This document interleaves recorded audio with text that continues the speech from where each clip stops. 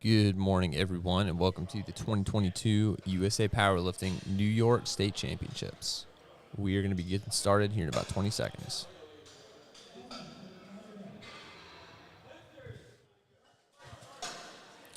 Our first lifter up is Cole Sisson, opening squat of 182.5 kilos.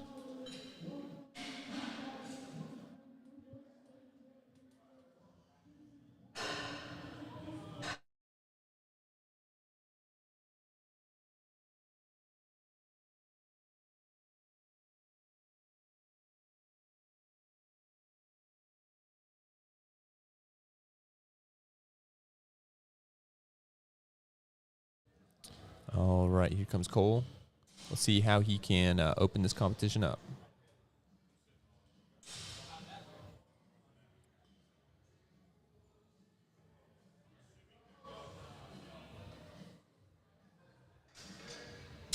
And that's a nice looking opener for Cole. Nice and deep. Exactly what you want to see in an opener.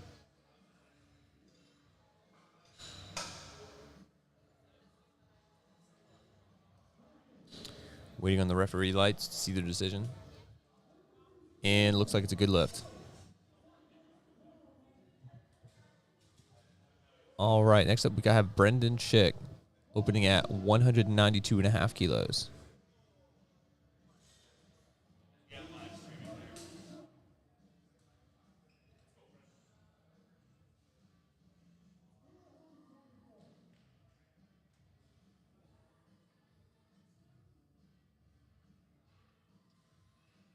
Looks like a solid first attempt for Brendan. And 3 white lights. Yeah, it's always good to see people hitting easy openers. You don't want to struggle on the first one, or you're going to be in trouble for the next two.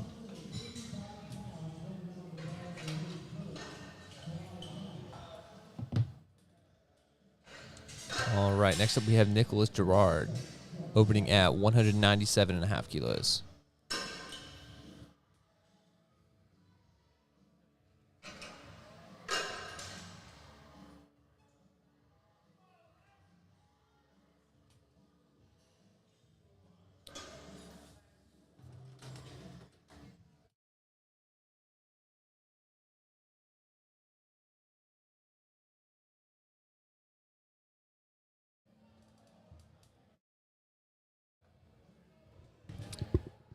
And looks like we got another easy opener for Nicholas. Let's see what the judges think. And they say it's a good lift.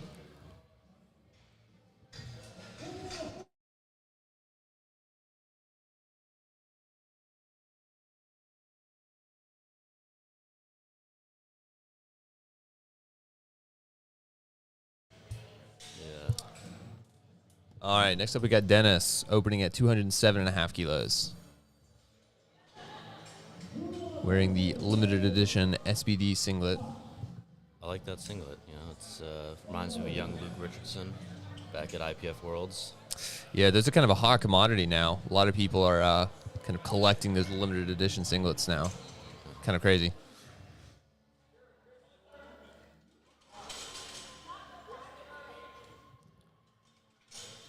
Very deep squat for Dennis. It was solid depth, but it went right back up, too. That's good. And 3 white lights. It's always fun to see to meet who's going to break the streak of hitting 3 white lights, you know. So most of the time, that's what you want on your opener, but... You notice the bar sliding back and forth every time they load it? Yeah, so the rack actually has rollers on it to kind of like help you center it. All right, opening squat of 215 kilos for Christopher. Let's see what he has.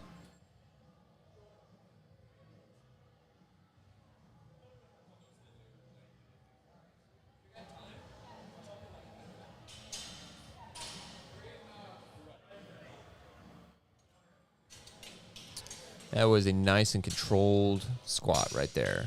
It looked slow, but you can tell that he had it under control, and that's 3 white lights for Christopher. Yeah, I mean, at no point did he really slow down. It was just It was smooth.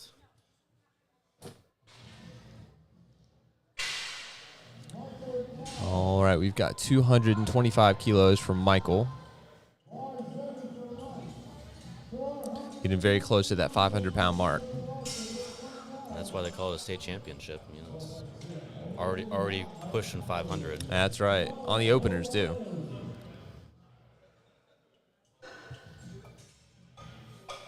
He's decked out in A7 knee sleeves, one of today's sponsors. A7.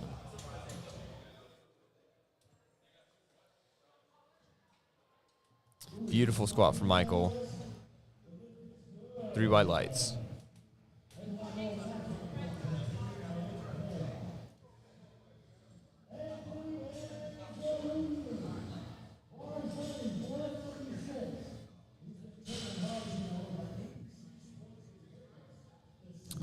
All right, the bar is going to stay at 225 kilos for Anthony.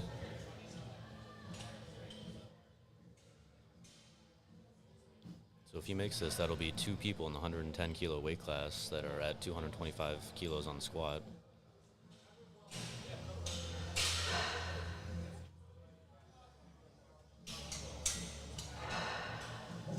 He is taking his time with the setup, but he does have that time to do so. And you can see right behind him, over his shoulder, that timer in the background. That is how much time that he has to get the squat command. He doesn't have to finish his lift in that timer, but he just has to get the squat command from the chief referee. He's got 10 seconds.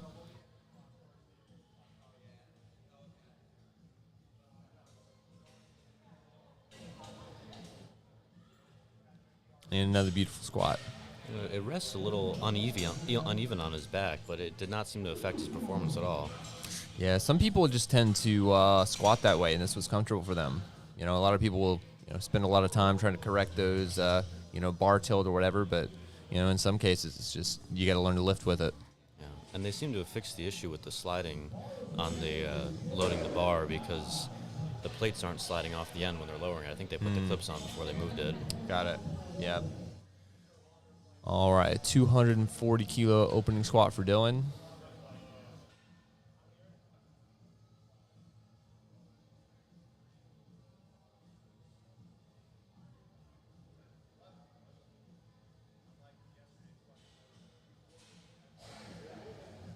There's a very deep opener. And the judges say that it's good. All right, next up we're going to 242.5 kilos for Brendan.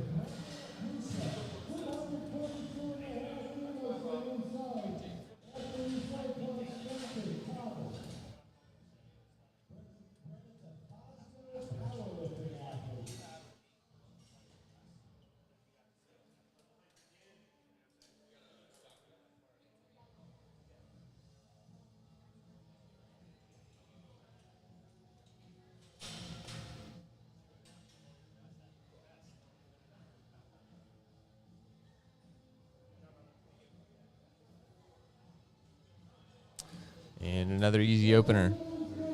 I'm liking a lot of what I'm seeing here on these openers. A lot of good attempt selection. That was only a 2.5 jump from the previous lifter, but it moved just as well.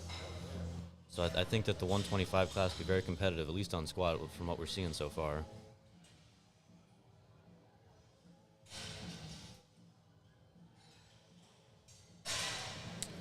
All right, going up to 252.5 kilos for Thomas.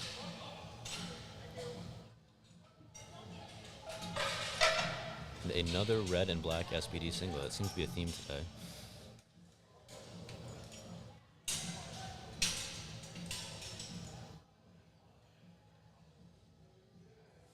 matching very nicely with the squat rack.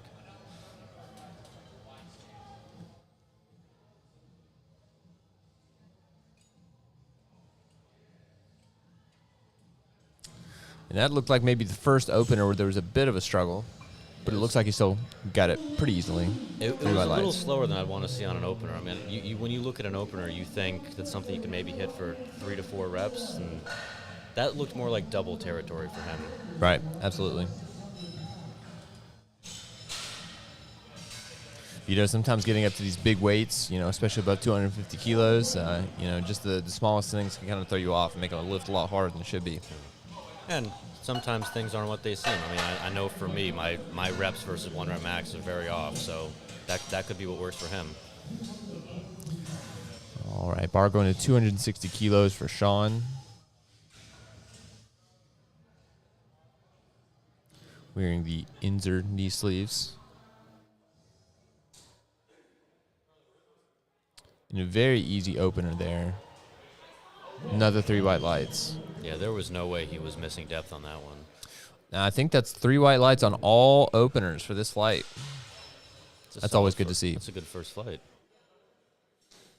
All right, bar going to 192.5 kilos for Cole. A 10-kilo jump over his opener.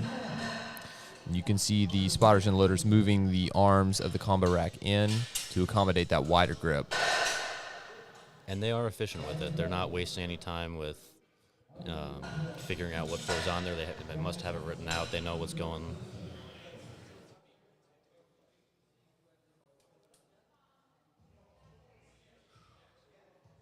In the back, you can see Gino, the voice of powerlifting.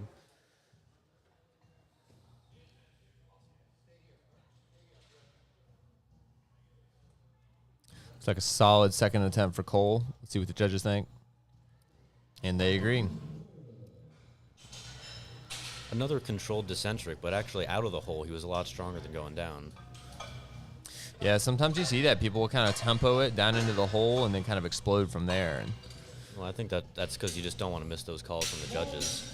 Mm-hmm. Which you can see the 2 side judges on the screen here. All right, 205 kilos, second attempt for Brendan. Continuing our red and black theme for today. Seems to be a lot of red-colored things in powerlifting. Like I see a lot of racks, a lot of singlets. Of course, most of the plates are red. Well, it's like Deadpool says. That's so they can't see where you're bleeding. At least that's why I would have red knee sleeves. All right, 210 kilo, second attempt for Nicholas.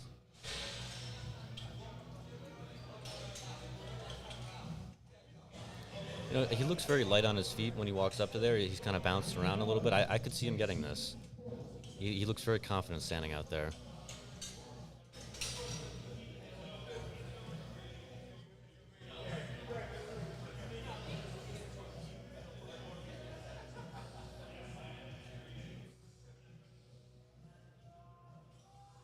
Well, that was a very deep squat right there. Looked like a bit of a struggle locking it out, but yeah, 3 white lights. That was 210 kilos, which is a little bit lighter than what we had some of the other people do. But at the end of the day, you're really just competing against yourself. We went from 250 to 210, but it's about doing what you can do. You really can't affect other people's performances. All right, 225 kilos, second attempt for Christopher. He's got more of a maroon shirt on. He's somewhat in the theme, but he's a little off. But it matches his belt. So. If you were listening yesterday, you would have heard Christopher's voice here on the live stream, who's one of our commentators for the day. No such luck today. You've got us.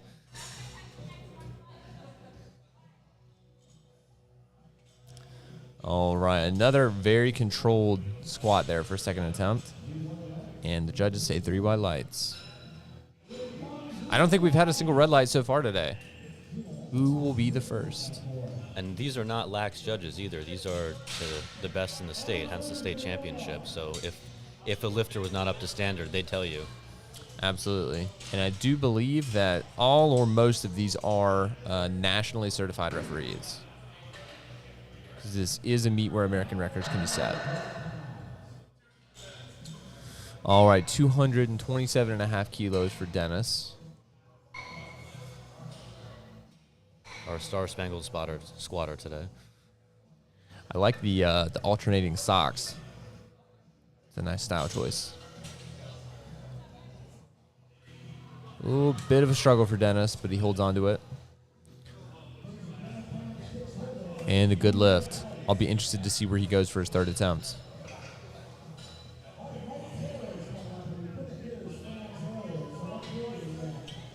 You know, I sometimes wonder watching squats if you can tell how people like to deadlift. I mean, based on his wide stance, I would wonder if he's more of a sumo puller, whereas the man before him, he was such a narrower stance. I could see him being a good conventional puller, especially with the way he incorporated his lats in that last squat.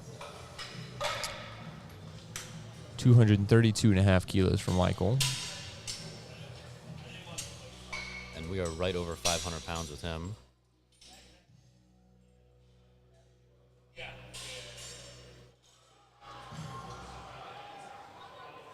I'm liking a lot of these squats today.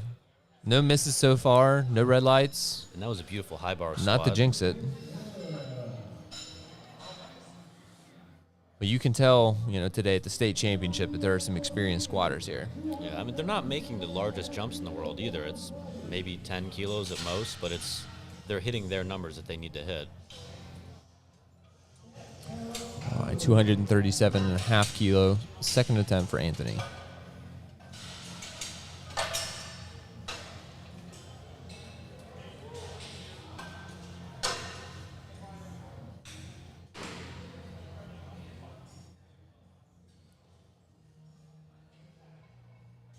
Again, taking his time, but he has that time.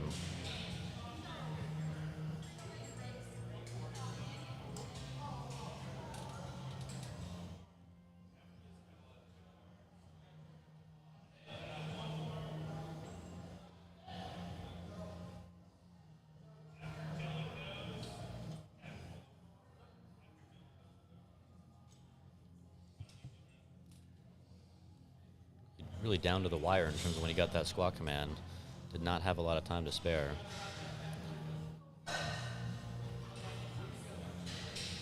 Still 3 white lights. You got the command, you got the lift. That's good. Yeah, I mean, if you have 60 seconds, you can use, you know, the full 60 seconds.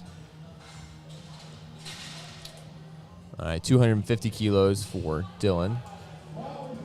Second attempt.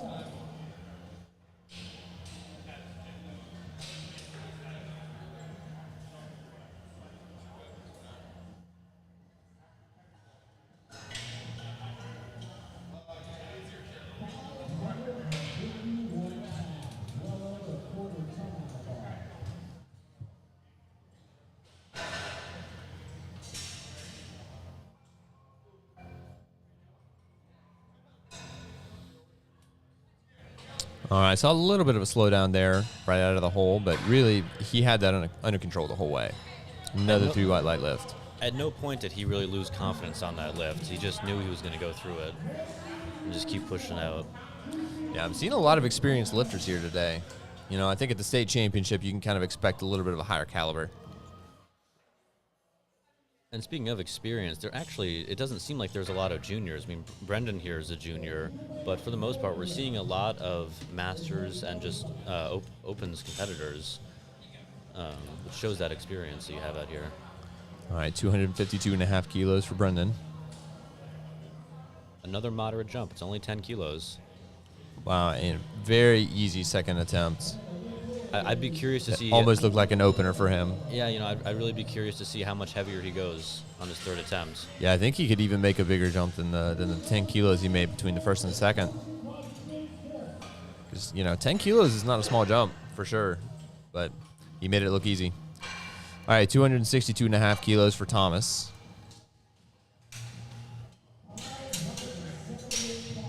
One of our bigger competitors here, he's in the 140 kilo weight class.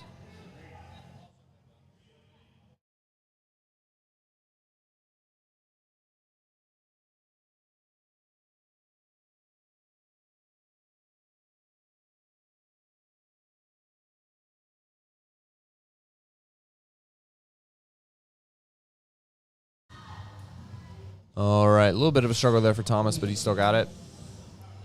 Judges say 3 white lights. Continuing our perfect streak over here. Will we make it to a full flight with no missed squats? I mean, the coaches in the audience have to be happy with what they're seeing out here. Absolutely. Yeah. There are a lot of experienced coaches here today. All right, 275 kilos for Sean. I believe, is this our first 600-pound squat of the day? I believe so. Yeah, looks like it.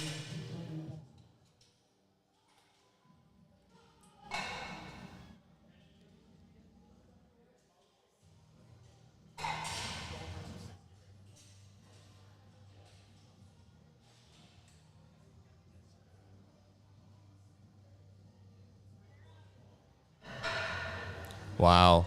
Very easy squat for Sean. You know, with a squat like that, he looks like someone who could be knocking on 300 kilos in the near future. Oh, absolutely. Yeah, I'm excited to see where he goes for his third attempt. I could see 290-ish, 295. All right, on to third attempts. We've got 205 kilos for Cole. And now we're getting into the bigger jumps. I mean, his first 2 jumps were it was about 10 kilos, and now we're up to, I think it's 13 kilos, 12 and a half.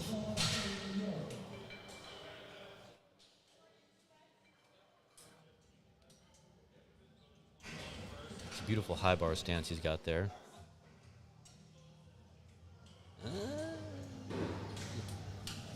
Could that be our first red light? No. All 3 whites. It's good. And that's why they don't leave the judging up to the commentators.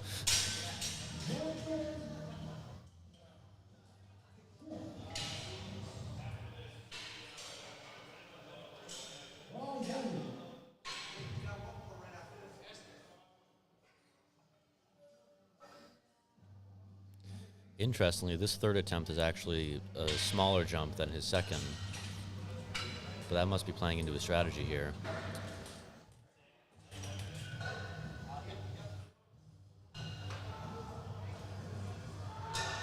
Oh, it looks like that was the perfect attempt for him right there.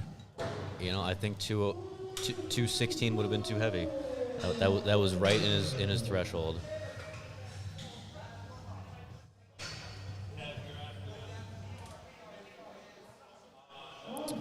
All right, bar going to 215 kilos for Nicholas.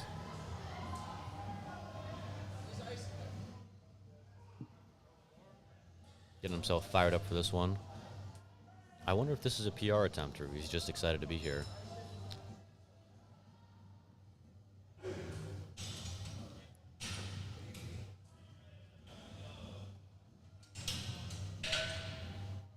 I could see a big celebration if he gets this.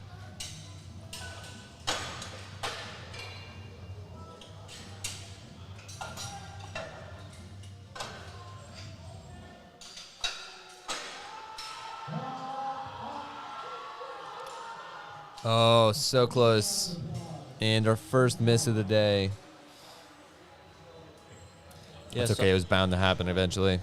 It seems like that was right around his PR territory, but if he was that good out of the hole, it's really just that sticking point, and I say next meet he has it. Yeah, that was very, very close. So it's hard to say that that was a bad call. All right, 235 kilos for Christopher.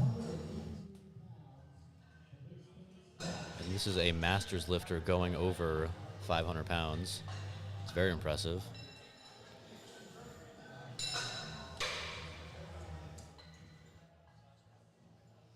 Always deliberate with his walkout. If I had to guess, this is going to be slow and controlled, just like the first 2. And looks like it absolutely was. See what the judges say. 3 white lights.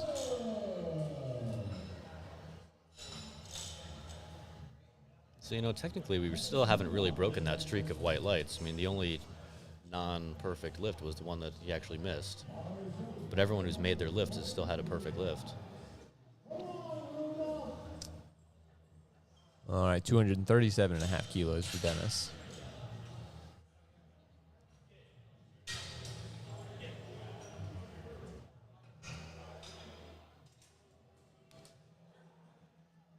I imagine he's getting fired up backstage, ready to come out.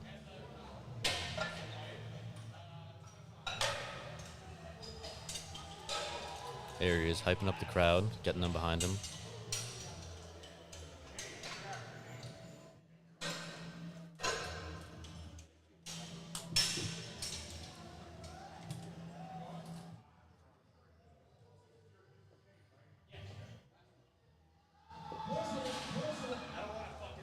No, but you know what? He knew he didn't have that, and that's okay sometimes. You know, maybe he could have pushed through, but if you know yourself and you know you're saving yourself for something later on, then that's really the right call for him to make.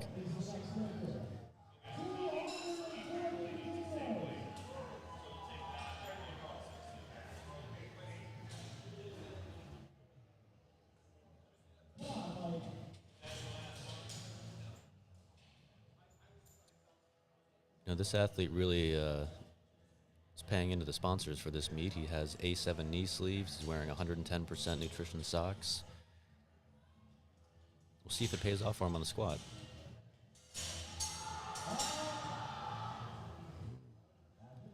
Not quite there today, but you know, he's still got time to make that up in later attempts.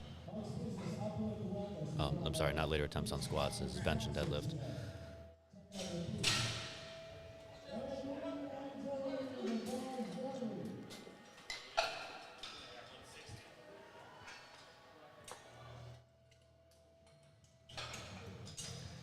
He is fired up. You see competitors like this, they pace around, they stomp a little bit. But when it's time to go, it's time to go. The bar is on their back, and they just go for it.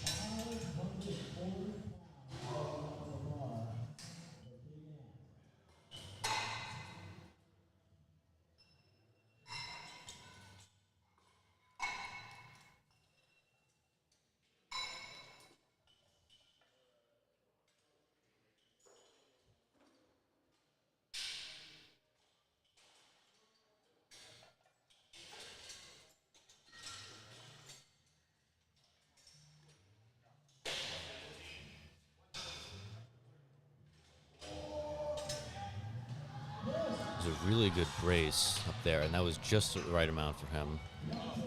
You know, it was difficult, but he got it done. It looks like he'll still have a lot left in the tank for his legs when he needs on his deadlifts later on. Once again, our loaders are incredibly efficient today. There is no breaks between lifts. It is quick, fast, and in a hurry.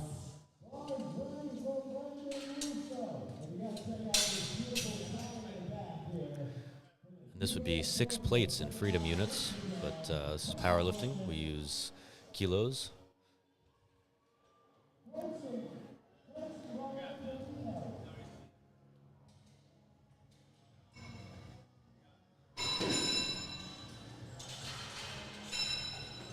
It's an 8-kilo jump, but you know, his other 2 attempts looked very solid beforehand, so I think there's a solid chance he just stands right up with this. A little bit of a stop at the sticking point, but you know, it really was a very slight delay. I'm sure it felt longer on his back because you know we've all been there, but it was a very solid lift. It really pushed through it swiftly.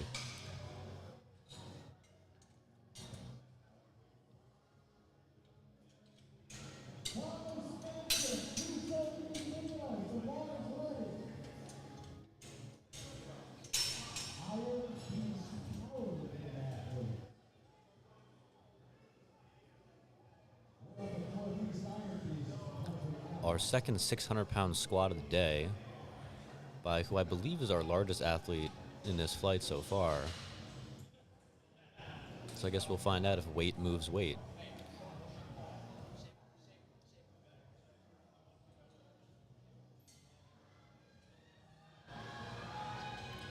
Beautiful grind on that one. Will the judges give it to him?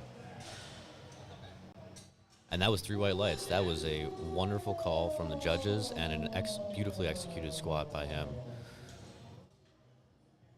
And that's such a good feeling, too, when you're just not sure if you can get it, but once you start moving it and it starts moving, you know that weight's going up, and then you know that you're getting the call from the judges. And he's going to be really happy with having 3 white lights in all 3 attempts.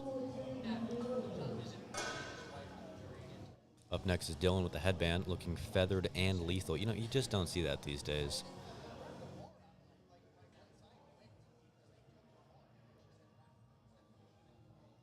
Another 600-pound attempt here. Much bigger jump than he had in his first 2 attempts. Will it pay off for him? No, it did not. But you know what? To his credit, he really tried to bury that. He was not going to try to get away with half squatting it. He wanted to make sure that if he got it, he went all the way down. That is a misload on the left side. That would be very painful to feel as someone who's not that good at math and has misloaded my bar by several plates. I can tell you from experience, it's not a fun sensation. Unless you're one of the athletes where the bar is a little crooked on your back, maybe it favors you more. I don't know. But good job on the other spotters for catching, or the other loaders for catching that mistake. You know, we all make mistakes, and that's why you have a team there. A team backs you up.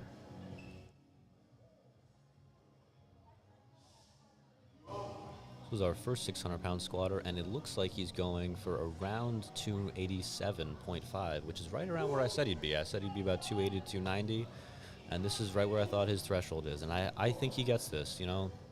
275 was extremely smooth. This one, a slight struggle, but, you know, that's expected when you're handling these kind of weights, especially as it's important to remember, I'm sure you know this watching the live stream, but these are all tested athletes. So the weights that they're lifting are a true testament to the hard work that they put in without any form of exogenous supplementation.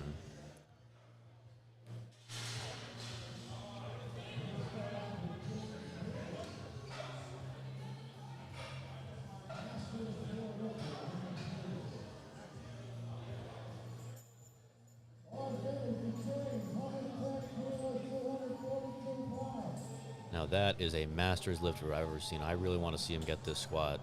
And he's actually staying with the theme of red and black singlet. James here is over 70 years old and attempting a 242 squat.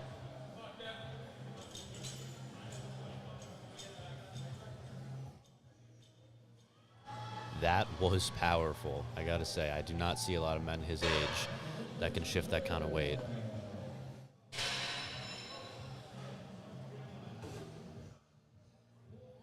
And you see the loaders are wiping down the bar of the chalk, so everyone can get their own individual setup on there. You don't want to let the chalk crust over, because it does damage the bar as well in the long run. So good on them for keeping the platform and area clean. It's very important in powerlifting meets.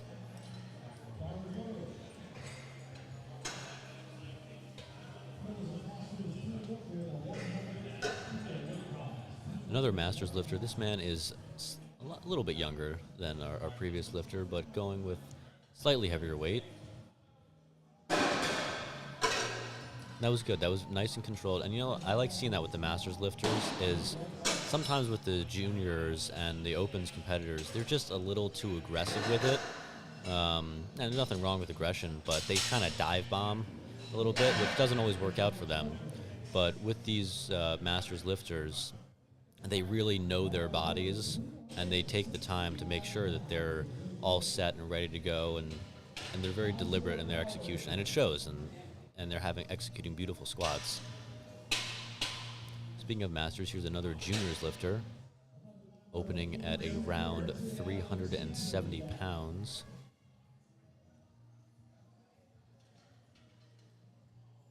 Nathaniel Hook. I wonder if he'll use hook grip on his deadlift. I'm sure he's never heard that one before, but I thought it was funny.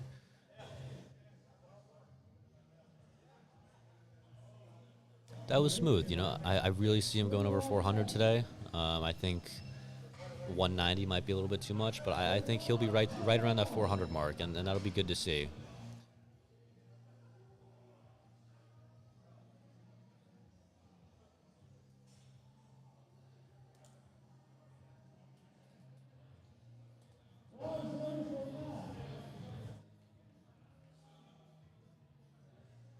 Spicing it up with the blue Titan singlet today. Here's Matt. And he's lifting in Chuck Taylors. You know, a lot of younger lifters like these expensive lifting shoes, but at the end of the day, the basics do just as well. And I think masters lifters really understand that, because they've been around long before this clout lifting trend took off. Another beautifully executed squat.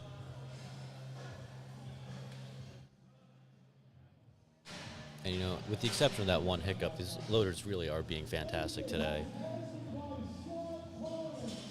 Making sure the bar is centered, cleaned off. 180 kilos on here, just shy of 400 pounds. I like the singlet. You definitely know which federation he supports.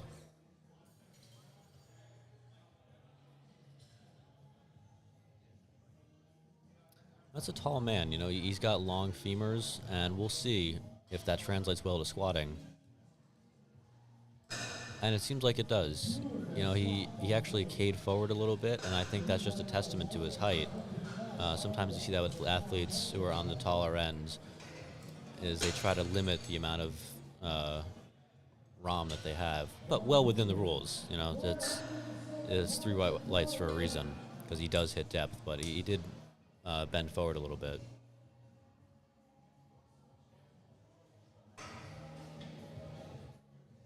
And this is our first super heavyweight of the day, opening at around 405.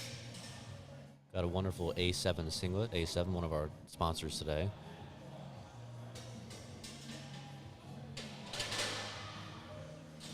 You know, I gotta say, that was a little surprising. I really thought that out of the hole he was doing brilliantly, and then he just slowed a little bit. But, I mean, he still got the lift, but I would not have expected that sticking point based on his descent and his initial power out of the hole. I could see him doing very well in the deadlift. He just has that explosiveness off the ground.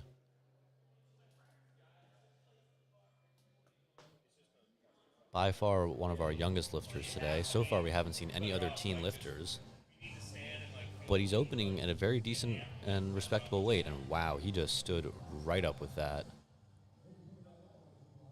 That was an incredibly smooth 425 for someone who is well under the age of 25.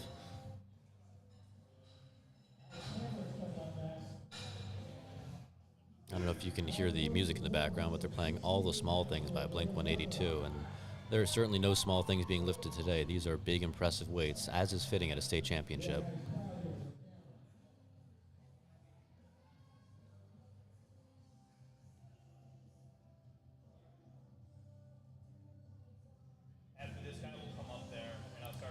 And you know, you cannot have your singlet tucked in your knee sleeves, and that was a good call by the front judge to make sure that he is following the rules.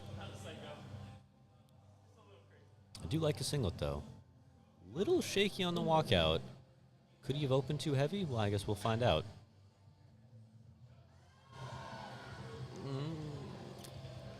That effort level, you know, I would have wanted to save that for a second attempt.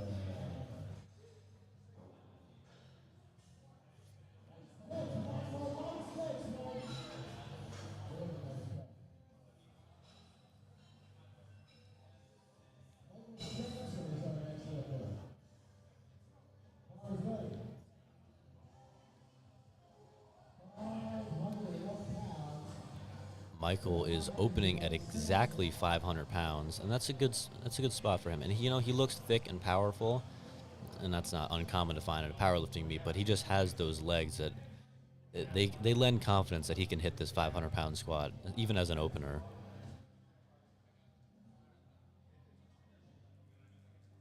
You can see the side judges are doing their utmost to make sure that they see exactly how far down he goes. Not that it was any question. Well, little stutter step there. But, you know, that was an incredibly powerful opener. That's kind of what I was talking about. Really, 3 reds. I think it was that stutter step that did it for him. That was unfortunate. But, you know, if he can correct that in his next one, I think he could be in contention with that squat.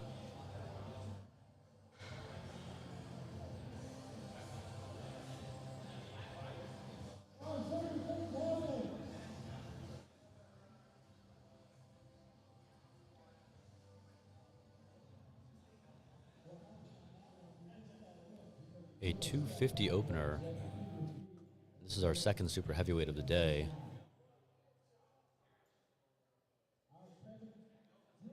I'm liking the American flag bandana. I think it's a good look.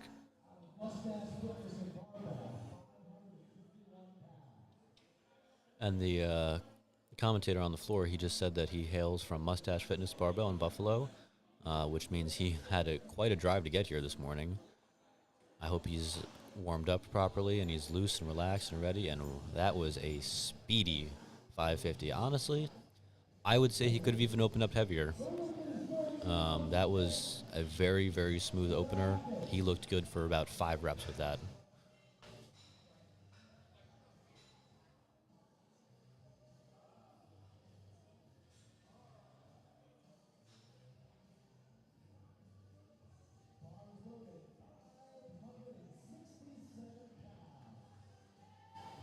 Our first lifter with wraps today.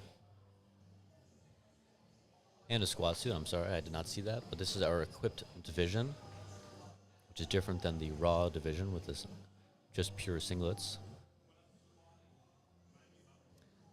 And the squat suit that he's wearing is, in theory, going to help him more out of the hole. That's where most of these suits help out with. But equipped lifting is very different from raw lifting. You'll see it the most in the bench press. You see he has a wider stance. It's sometimes harder to judge depth on that because of the hip crease that's necessary. But that was 3 white lights, and that was good depth.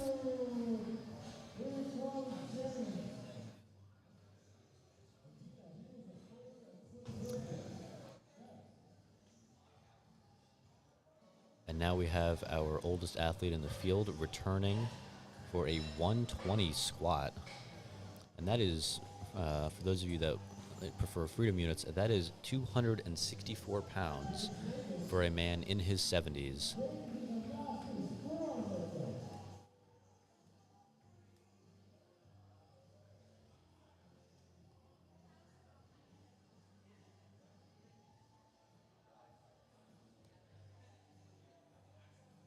Looks a little shaky on his back. We'll see how this goes, though.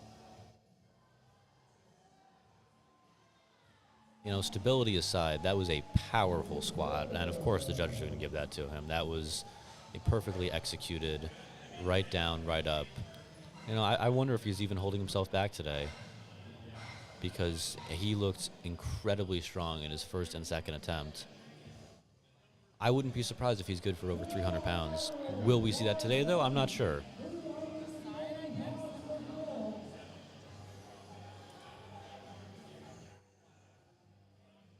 And he's just right into it. You know, some competitors, as I mentioned earlier, they like to take their time, set up. But he just walks out, and he's ready to go. And that's why he's just stood right up with that.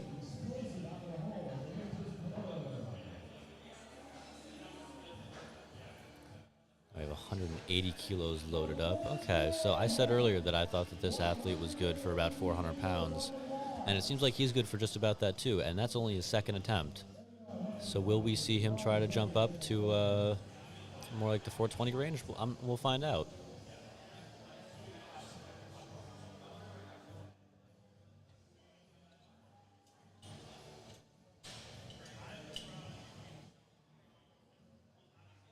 Unlike our previous athlete, he's really setting himself up, waiting for his moment to go.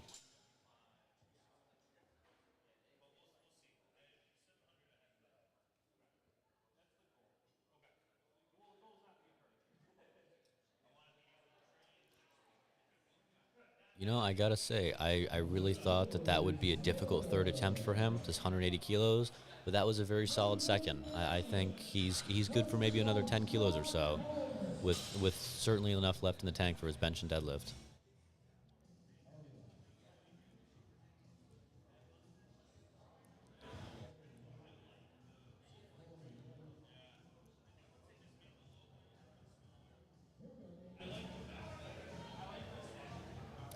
It's an ironic song choice to say we're halfway there, and he's on his second attempt for a squat, so can't really cut 3 in half, but let's see how he does with this. And, you know, that's what I was talking about earlier with how some of the younger lifters like to dive bomb a little bit, and it worked out for him, and fair play to him. But if he didn't have that explosion out of the hole, I don't know if he would be able to get a higher weight. You know, he's really relying on that momentum, and it could cost him later. Let's return to Matt with his blue singlet, blue and black Titan singlet.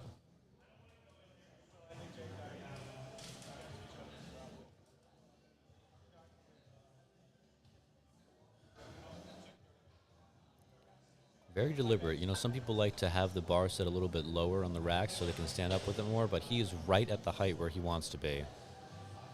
And I think that squat was right how he wanted, moved right how he wanted it to move as well. That was a very big jump for him. You know, that was 25 kilo jump. We haven't really seen anyone else make jumps that large today, with the exception of one of our 600-pound squatters. But that was 374 to 425. It was about a 50-pound jump. Everyone else is usually making 10, 20-pound jumps.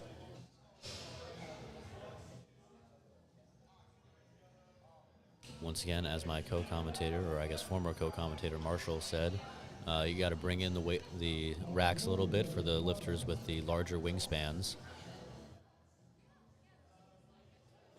And spotters do a wonderful job of setting that up.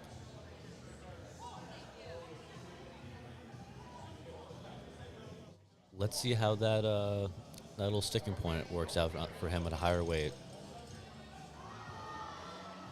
You know, that moved exactly as well as 185. It really was smooth, very minor sticking point. I dare say it was even a little bit smoother than the 185. Maybe that was just competition nerves the first time.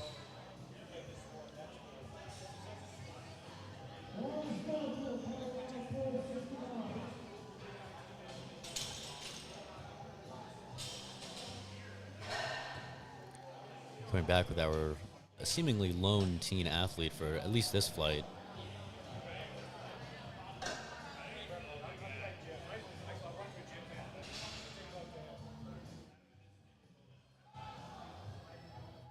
Very smooth second attempt. And there's a large age difference between him and James, our 70-year-old master, but both of them seem to be equally adept at choosing the right weights for them to do and executing properly. We almost had another slight mishap with the loading there, but it was actually caught before she loaded it this time. Once again, always good to have a team in your corner. They can just check your mistakes and make sure everything's done properly. I wonder if the judge is going to make him pull a singlet out of his knee sleeves again. Yep, there he is. Fool me once, shame on you. Fool me twice, shame on me. Or as J. Cole once said, fool me, you can't get fooled again. Wasn't him, but it was in one of his songs.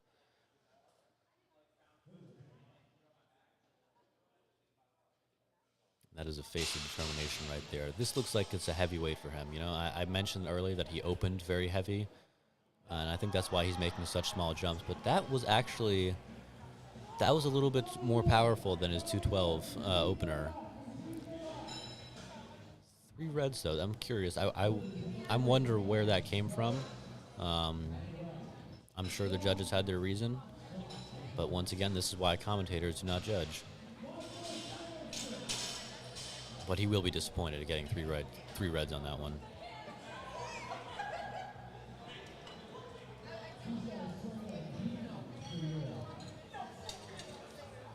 Now, he was red lighted on this attempt. He's actually choosing to retake it.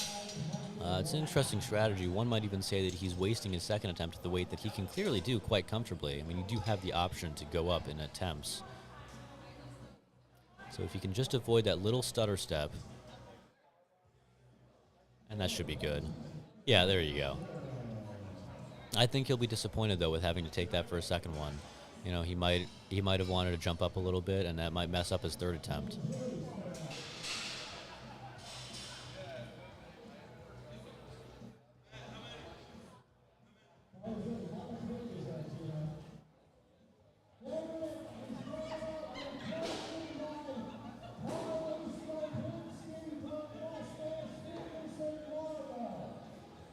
He is just knocking on 600 pounds. I think that if he gets this, he'll be right around the 280 range or so.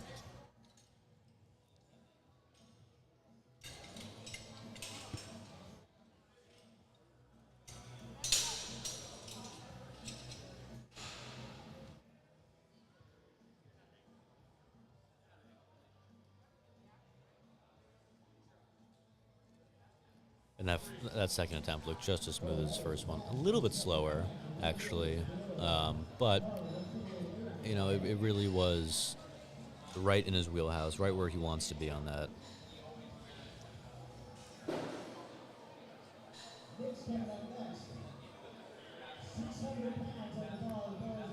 I believe this is our 3rd or 4th 600-pound squatter today, which is incredible in tested federations.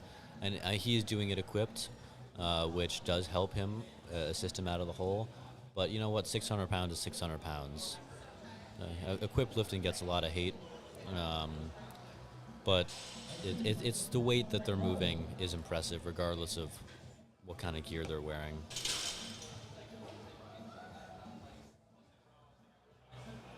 You'll notice he will take a very wide stance with this. Very deliberate walkout. That's because of the tightness of the suit. And you really, if you misstep in any way, that suit will just throw you backwards. Oh, a slight mistake on the re-rack, but you know what? That's what the spotters are for, and they caught it immediately, and they put it right up for him. That was great work by the spotters.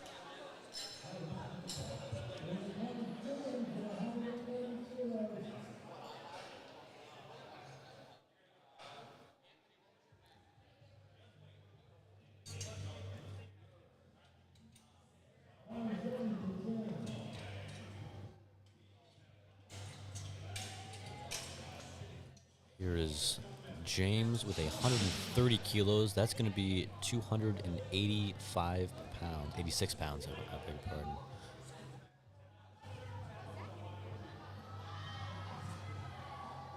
Let's see what the judges have to say about that. 3 white lights. That is a perfect opening session for James.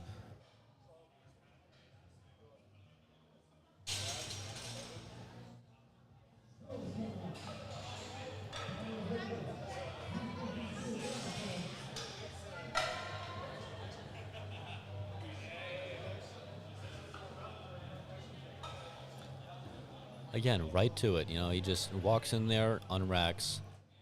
Let's see, down and up. Beautiful, beautiful third attempt. 8, you know, he could have possibly gone heavier, but you gotta save yourself for the other things. It's not a one lift sport.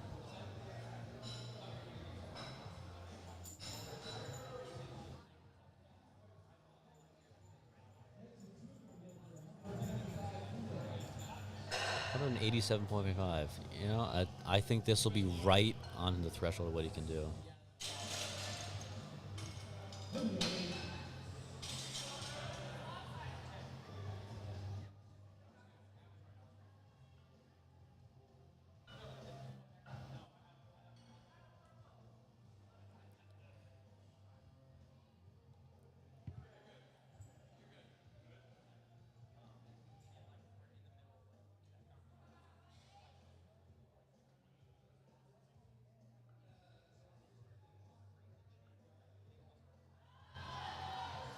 That was right at his limit. I think, you know, maybe he could have done 190, but that would have been around it. That was very good on his part.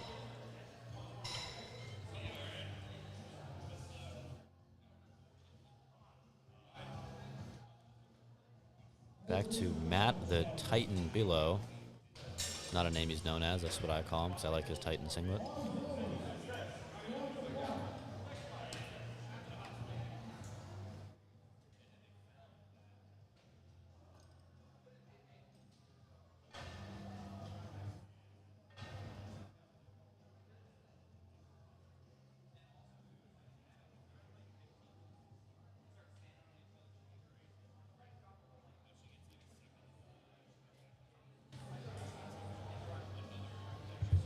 Wonderfully executed.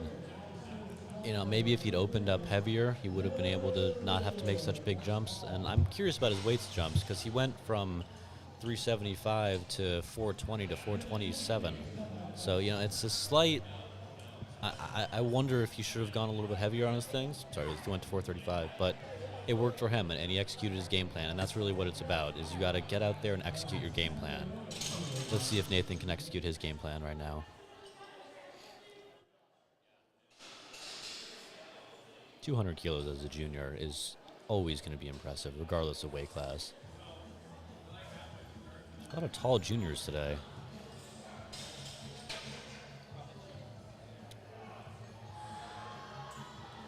As I mentioned earlier, he does dive bomb a little bit, but you know what? It works for him. He does use that momentum. It's well within the rules. The judges gave him a good lift, rightly so.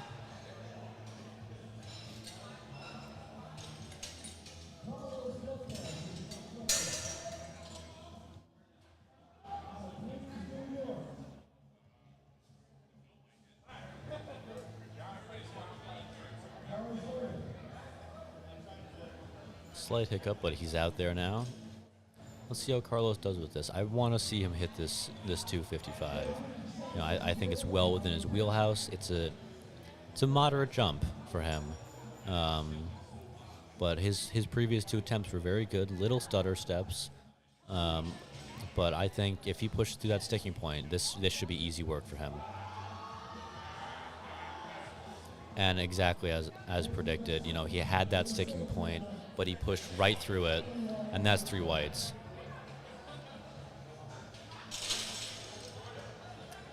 Interesting. So, you know, this athlete, he missed his second attempt. Now he's going up to 500 pounds. I'm not sure if that's something I would do, but I'm also not a 500-pound squatter. I'm much worse than that. So, see, he's already hiked his sleeves out of. He's hiked a singlet out of his sleeves, giving a fist bump to the spotters. Hopefully, they won't be needed, but I think he just wants them to remember that he's there and he's a person, and if they need to pull the weight off of him, they should feel morally inclined to do so. And they are wonderfully attentive today, the spotters. Oh, little stutter on that one, but I don't think he can fix it. You know, once that bar is moving, it's moving. He just readjusted a little bit on his back, but that could mess with him mentally a little bit.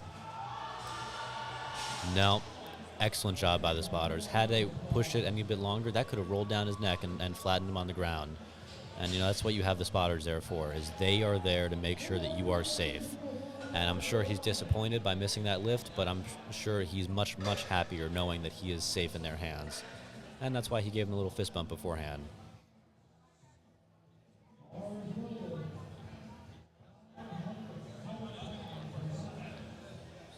Back again with our sole teen lifter. His first 2 attempts were very solid. This is a big jump for him. I think he really wants a 500-pound squat. And I think that was really, really solid. I think if he'd opened heavier, our first red light of the day, that doesn't include fails. That's very interesting.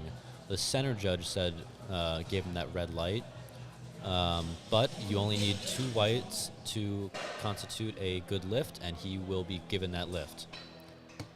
Yeah, see, with Michael here, he really would have wanted to have this weight as his second attempt. I mean, 500 was so smooth. You have to think he's somewhere in the around 600s.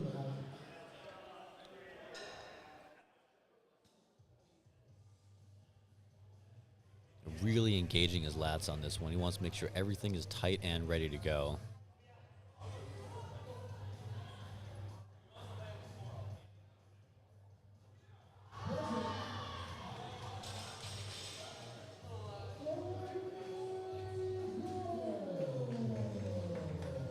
Little dance coming off the platform there. It's 550 is certainly something to be excited about. And we have another super heavyweight. He's going at 285, which I believe is where I said I figured he would be around. So that is very happy that he's listening to me. No, he's not, but hopefully you are.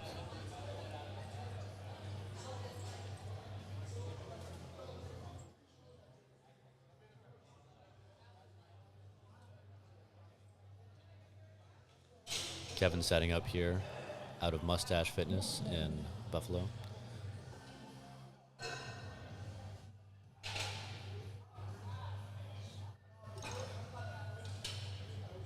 Let's see if Captain America can get this one. It was a pretty far walkout, but maybe that's just his style. That was a wonderful high bar. How do the judges rate it? Center judge said no, but the 2 side judges, they can see the depth the best. And, you know, they know best.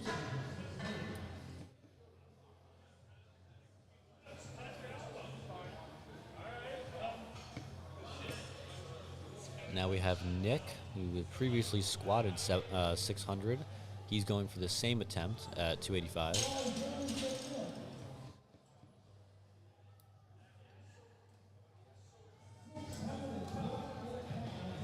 He appears to be our sole equipped lifter, at least in this flight. So it's really a competition against himself. But, you know, that's what powerlifting is. You, as I mentioned earlier in the stream, This isn't strongman where you can affect other people's performances based on how fast you are or how good you are. This is powerlifting, and the only person you can truly beat is yourself. So, 272 is a little slow. I'm curious to see how he does with this. A very controlled decentric, and that's a hallmark of equipped lifters. It's that left knee. That left knee started to cave in a little bit. I think he wasn't quite parallel with his feet, and I think that really threw him off a little bit. You have to be even. Well, maybe not even, but you do have to be stable when you're trying to put up such impressive weights. And especially, regardless of what I think of as impressive, if you're close to your max, everything needs to be perfect for you. The conditions are the conditions, but if your setup is not how you want it to be, then you will be thrown off.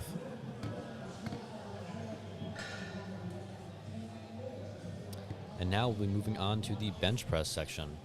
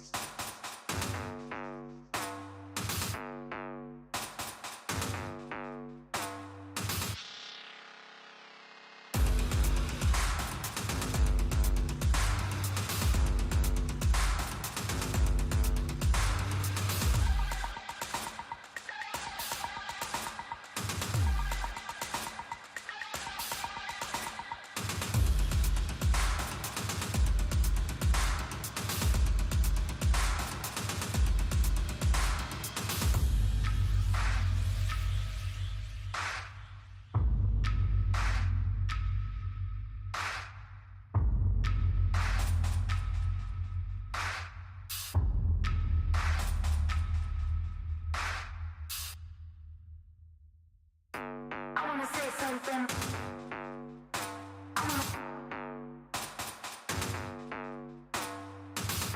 I wanna say something.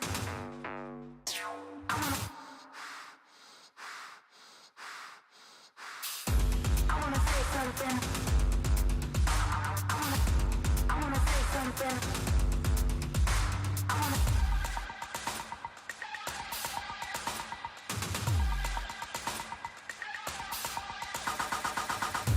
I wanna say something.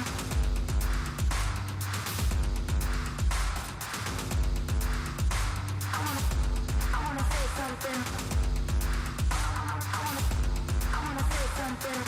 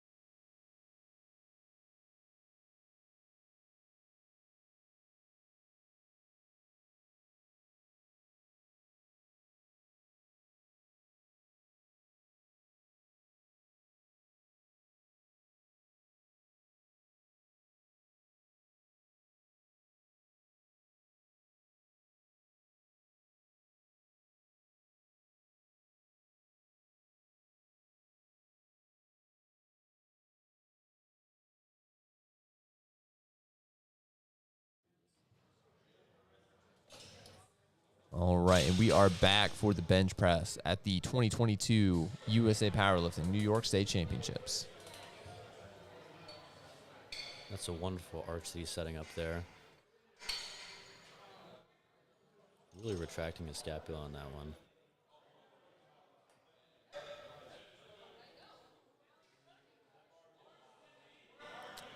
Very easy opener for Nicholas. Let's see an instant replay on that one.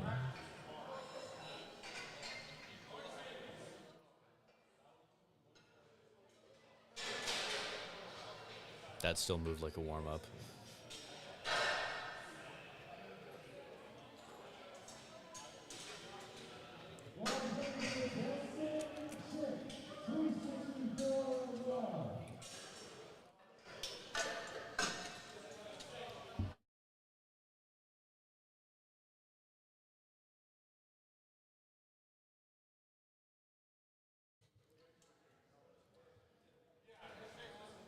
All right, 120 kilo opener for Brendan. Did he jump the press command, though? That's the question. Nope, 3 white lights. Looks like we're getting some fast press commands today. I'm sure the athletes are happy about that.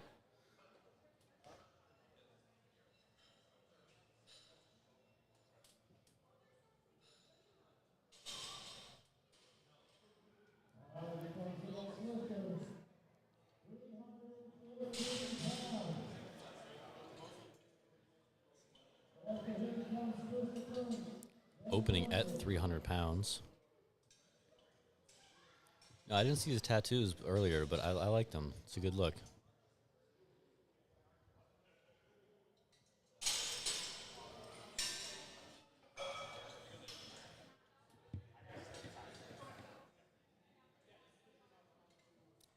Really low bench. That was below his sternum, I would say. Yeah, and the judges aren't going to give that to him. I think his butt came up off the bench a little bit.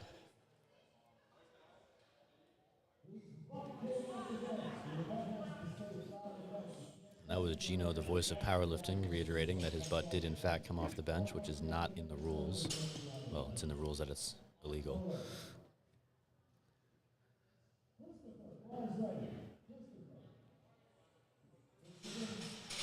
£319. Christopher, former commentator, current competitor, Triple C.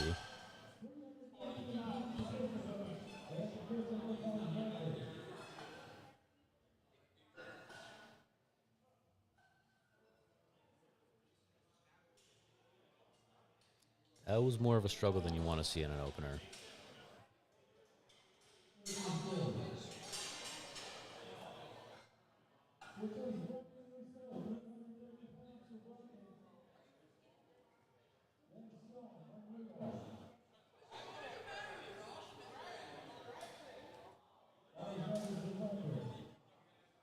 As you can tell by the shifting of the screens, my co-commentator Marshall is back. Marshall, the maestro of live streams.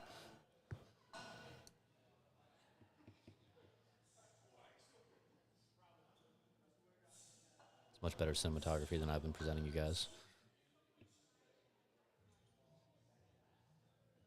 He's the professional. And for the state championship, it's always good to go a little bit overboard with the production.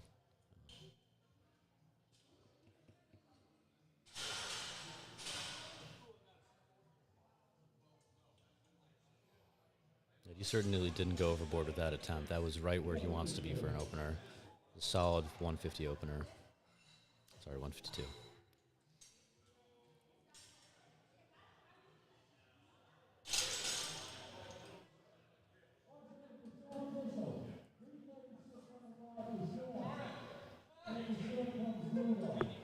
You can see some coaches in the background talking animatedly.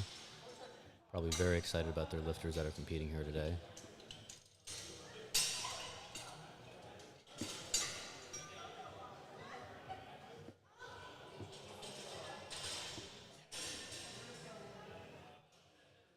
You know, I must say, everyone's arms looks really good at this angle. If it were me and I was updating my Instagram profile, I'd probably include a screenshot from this. Very smooth pull, press. Pulling is different motion.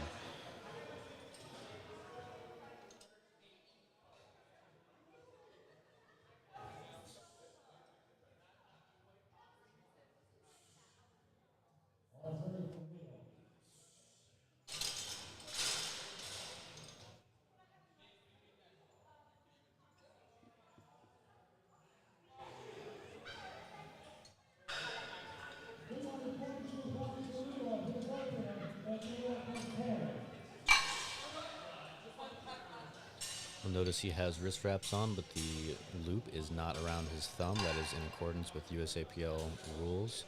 You're allowed wrist wraps, but they cannot be looped around your thumb.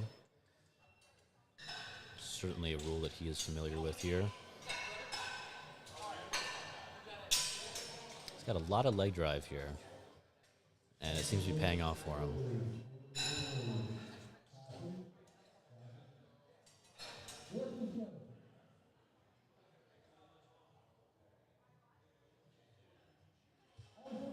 You know, it's funny, I think he benches with his legs wider than he squats.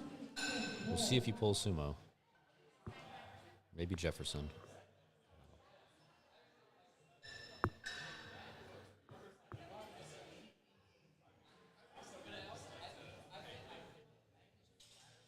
It was a much narrower grip than we're seeing with anyone else. Very tricep heavy.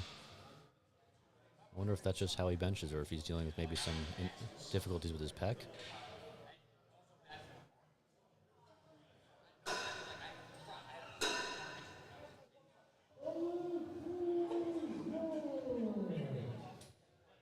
But no, that was three white lights. It worked out well for him.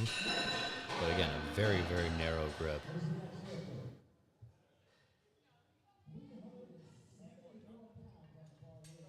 It was a powerful opening attempt. And not the biggest man in the field. You know, 110 kilos is by no means small, but it's a pretty powerful opener.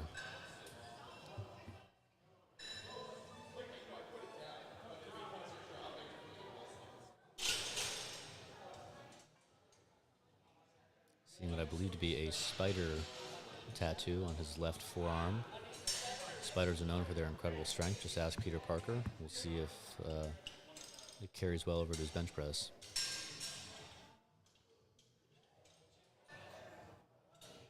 And it certainly does. He is someone that I would want to see go for 400 today. And I was mistaken. That was not a good lift. Both the front and side judge did not give him that lift. You can see the jazz and outfit of Gino, the voice of powerlifting there. Just stepped away.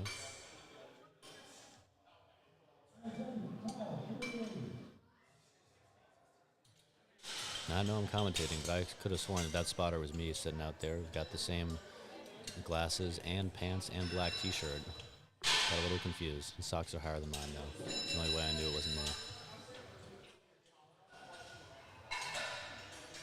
And he has better calves than me.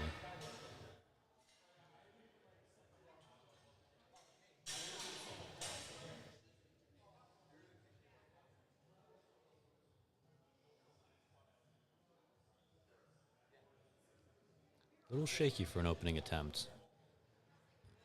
Might want to see something a little bit faster there. I don't know if he could, how much heavier he can go after that. But maybe his strategy is smaller jumps today.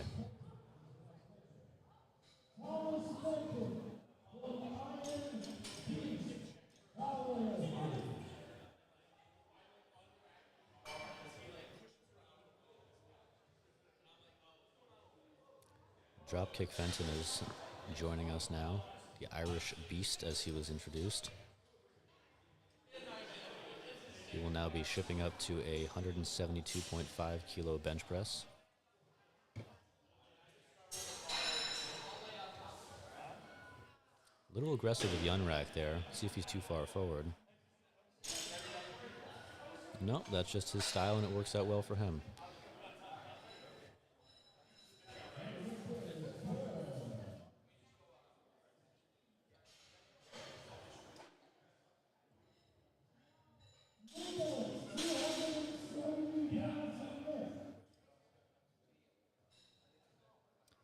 Out of the 300-pound range and back down to the 200-pound range for a 270-pound second attempt from Nicholas.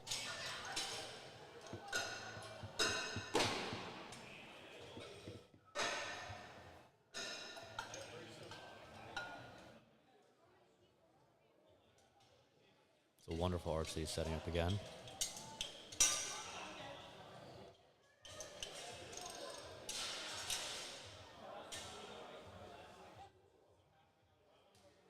See all 3 spotters ready for him to make this lift.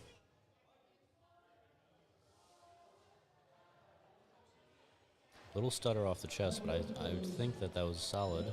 See what the judges say. They agree with me. Always good when the judges agree with me, even though they know a lot more than me.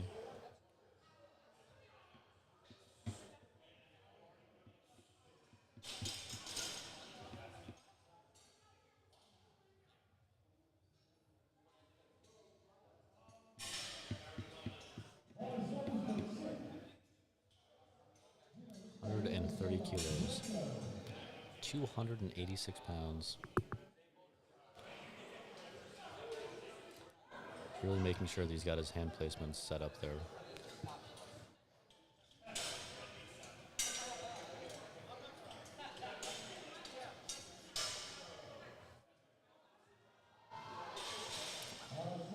It's just that sticking point he couldn't get past. It was a very good effort on his part.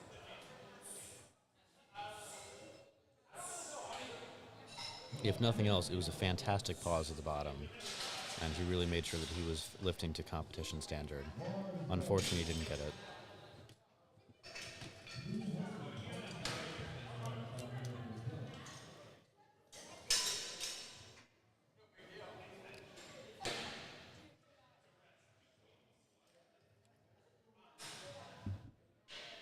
His opener did not go to plan. He's making a very about a 10-pound jump or so here. Let's see if he can maintain good form throughout, and he'll have the judges give him this lift. No, not today. It's okay. Sometimes you got to know when to stop. And there's times where you can try to grind it out, and there's times where it's just not moving. And today it just did not move for him.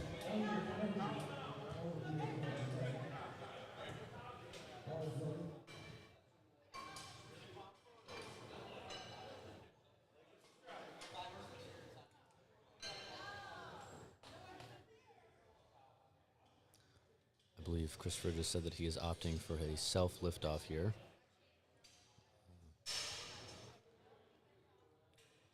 Nope, I was wrong. First time for everything.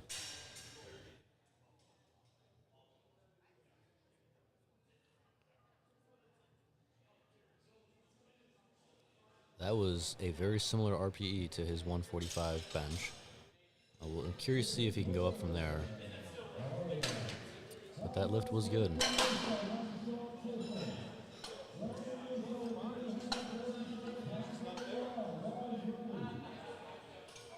Another 7.5 kilo jump.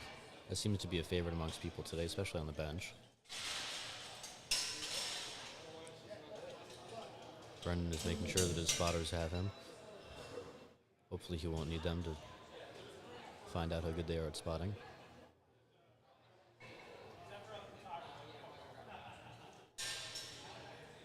I'm not seeing as much leg drive here as I have with other people.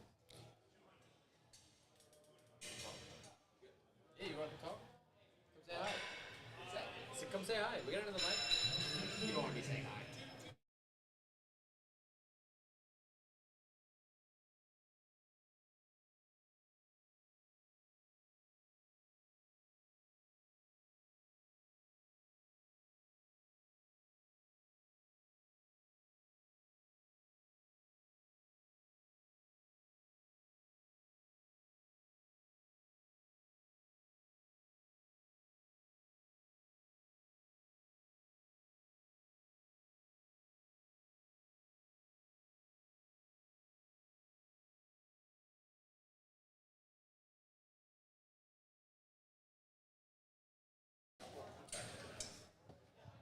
All right, we are now being joined by Mr. Kevin Papa, owner and proprietor of 110% Papa Supplements.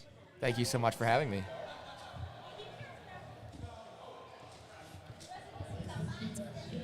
Slow part of the day, so I just find my way around to the where the real action is. Right, the real action. Kevin, what are you seeing today What do you mean in terms of the lifting? in terms of lifting? Yeah. I'm seeing very fast. Well, first of all, I'm seeing spotting and loading crew doing a great job. The officiating, a great job. I'm sure you guys touched on this, but the real factor for speed and efficiency is the crew that's really doing everything. Calls have been fair. I think that we have some of the big boys, so you're going to see some heavyweight, some big squats today. I've been at the booth, so I haven't really been able to see much action, but Yeah, we've only had one or two, I think, one red light wow. attempts. Everything else is either they might miss the attempt or they get 3 white lights. Interesting. I wonder what happened there. That's because his thumbs were not wrapped around the bar. Yeah, so sometimes the head or the chief ref will call replace if their starting position isn't right, to get to start him in. And we have talked about his bench position in the past. He's very close grip, and that seemed to be a factor for him off the chest. He just died before his triceps could really kick in too much. That is a very close grip. It worked out for his first attempt. Not here.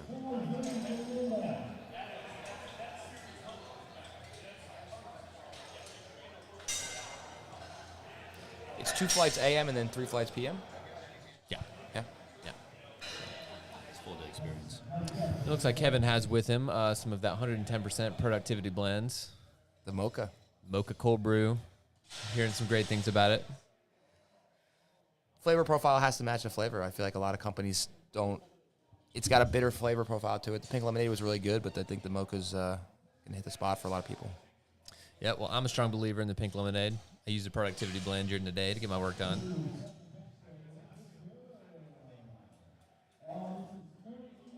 And then the pre-workout in the evening to work out.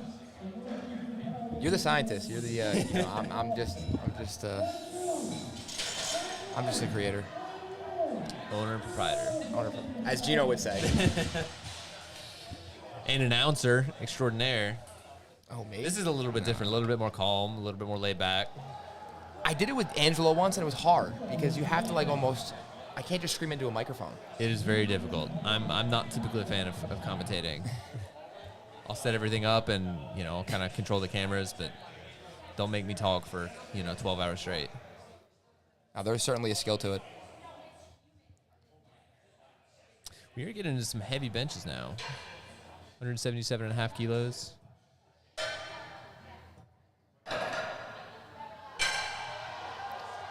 Ooh, what a grind. Good call. What I love about that angle is you can kind of see the reaction to it because the camera's right beside the lights. So you can kind of see, exactly what the athlete's thinking in that moment. What I love about different camera angles is that on one, it'll look deceiving, almost like it wasn't as much of a grind, and then you see it from the judge's perspective, and you see a little bit more of a stop and go. And when someone complains about maybe a red light or something, it's interesting when you can actually see a legitimate view and see, no, there was some downward movement or there was whatever. So I always love that. Yeah, having a different camera angle for the replay has been really, really, really critical. It's been that PSB Productions has started pioneering. Hopefully we'll see it a little bit more in other streams. Future South Carolina state chair. Hold on, we don't know who's listening to the stream right now. Listen, I have enough enemies. It's okay. It's okay. You said worse on live streams before. Yeah, but I didn't have a mic. I don't think I had a mic. I think it was just from a distance. I'm going to deny that ever happened. It was a deep fake. That wasn't wasn't your there. real voice. I wasn't there for that, so I'll just take your word for it. I appreciate that. Step one of becoming a sponsored athlete. I better hear some shameless plugs every time you're doing live streams.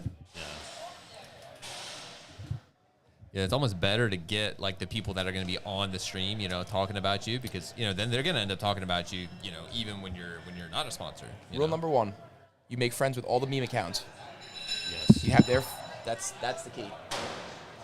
I have the Baja Blast flavor. If you want samples of it, if you want to try some, before you leave, grab some. We're friends with one. I think is James Cole still sponsored by it one time? By proxy. Okay. He's a friend. He's a very interesting man. He's very. I love interesting. James. I love him too, but he's also a little psychotic. Likes cats. A little, I don't know. I mean, maybe a lot, but in his own way, I like him a lot. Yeah. I'm in a group chat with him, subpar memes to depth. Okay. So when you said make friends with the meme accounts, it's Boom. You're already in there, dude. Yeah. It's amazing. 2 cent squat used to be in there too. I don't know if you Okay, remember yeah. him. Him and his brother just kind of stopped making memes. I want to know what's up with the Winter Wrecker Yeti account. That just seems to be an account to target James. I don't know what's going on with that one. I feel like it's an inside joke that I'm not a part of, but I want to be a part of. Well, that was a wonderful grind. That was a very good grind. Let's see that grind again. One judge didn't give it to him, but the majority rules. You Yeah. know, looking on watchfully, making sure that everything was to standard.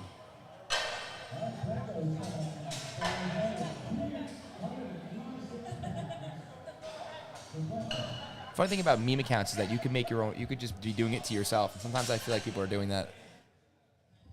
You ever use that to grow your brand? No. Are you saying that the Winter Wrecker Yeti is actually James Cole? I'm not gonna say it. I'm also. If you told me tomorrow that it was, you know. He's not a big fan of Yetis. He's more of a cat guy. It's more of his speed. True. If it starts posting cats, then we know that it's James. If every caption is just meow, Fair enough. that would be him.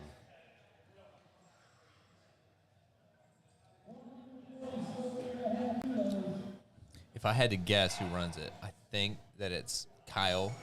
Project Mr. Strength. Kyle Project Strength. Oh. Yeah. That's the only person that makes sense. He's low key enough that you don't suspect him, but then it's like, yeah, that might be him. That's a good. Now I think it's you. You're throwing all these people out there. Just trying to throw out cover. I don't know. No, I don't actually know James. I've never met him. You could think he's crazier than he is. He's a really nice guy when you meet him in person. Very strong lifter. He's just more crazy online. I think most of those powerlifters that like are popular like that, tend to be nice in person because like if you're, not nice in person, Good point. no one's gonna like you. You're not actually gonna be popular. Big fan of lifter psychosis. That's sort of his. I have one of the shirts. I love that. I love that shirt. That is a beautiful shirt. It is shirt. But I agree with you. There's also, I think there's a phenomenon where someone comes on the scene that's very strong, but then when you realize they have a very subpar personality, they start to go downward because nobody wants to be around them.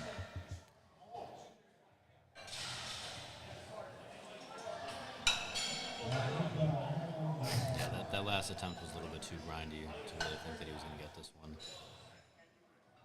Also, because I'm not really a powerlifter. I come from a strongman background. Okay.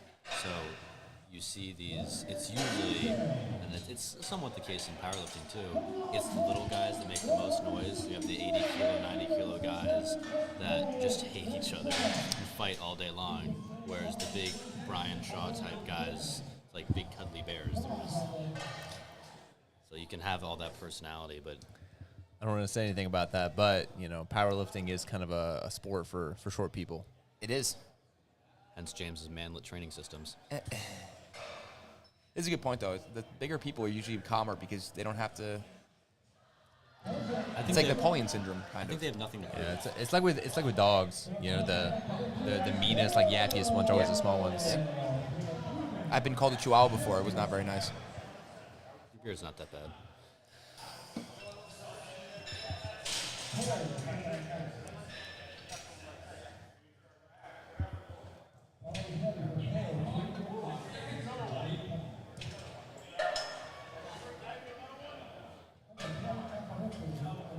Who sees more strength? Who sees more success? A powerlifter turned strongman or a strongman turned powerlifter?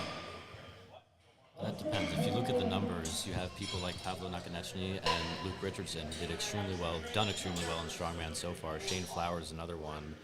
But then Hafthor Bjornsson and Graham Hicks both totaled 1,100 kilos in their first step. I mean, they're untested lifters.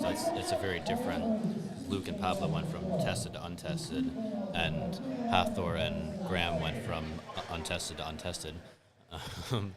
But I think it's a give and take. I think the best example would be Bill Kazmaier, and it's not really a current example, but he was, I believe, 2-time IPF world champion, and then he was a 3-time world strongest man champion, and Weight class. heavyweight. Oh, wow. Super heavy. He was in this early 80s, but it actually got to the point they didn't invite him back to World's Strongest Man. Because He was that good. Oh, wow. They let other people win. I mean, it was more so in younger years of the competition when they would have crossover athletes. Jan-Paul Sigmarsson,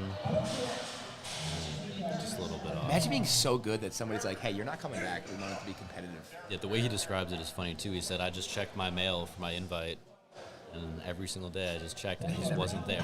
Years went by. I think he wasn't invited back for another 3 or 4 years. But we have Don Reinhold was an IPF champion. He won World's Strongest Man. Bill Kazmaier. Jan-Paul Sigmarsson was a powerlifter from Iceland, as was Magnus Magnuson. Sven Carlson actually was a bodybuilder who won World's Strongest Man. He was an IFBB pro who went to Strongman. Mark Philippi, I don't know if you remember, if you know him, but he did fairly well at America's Strongest Man.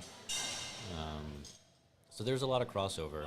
I think what people really suffer from, and you can actually sort of see this here with the arch in the bench in powerlifting. There's such What a great rep. That was a great third. I mean, that was a very solid attempt, but you see that he's really using arms, chest, delts, legs, core, and powerlifters who are so technical like that, they really struggle with the overhead events where you just throw the weight in the brute air. force, yeah. And these lifters are sometimes too technical for that. Interesting.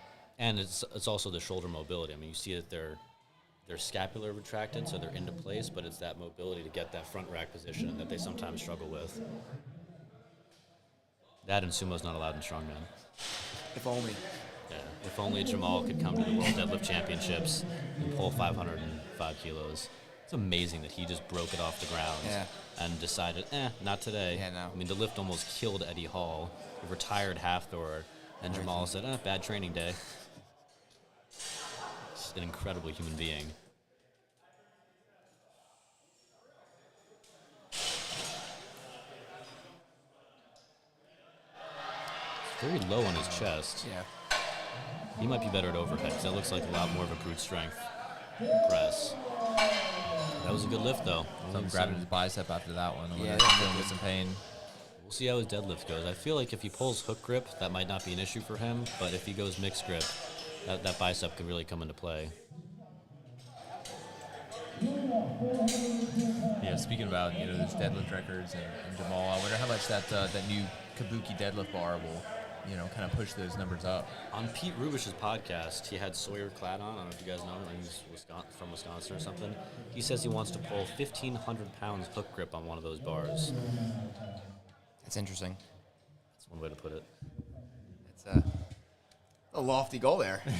It's a bold strategy, Cotton. Not Let's sure go it's gonna work 750 out for him. first, and then we can get to 1,500. I love Sawyer. Sawyer's a good guy, but the Kabuki, that was an interesting thing because I know of meet directors that had the Texas deadlift bar in the warm-up room, but then you have Kabuki on the platform. You have all kinds of issues because it's a different bar. So Actually, I prefer the deadlift bar. I like the whip that comes out of it. I love it.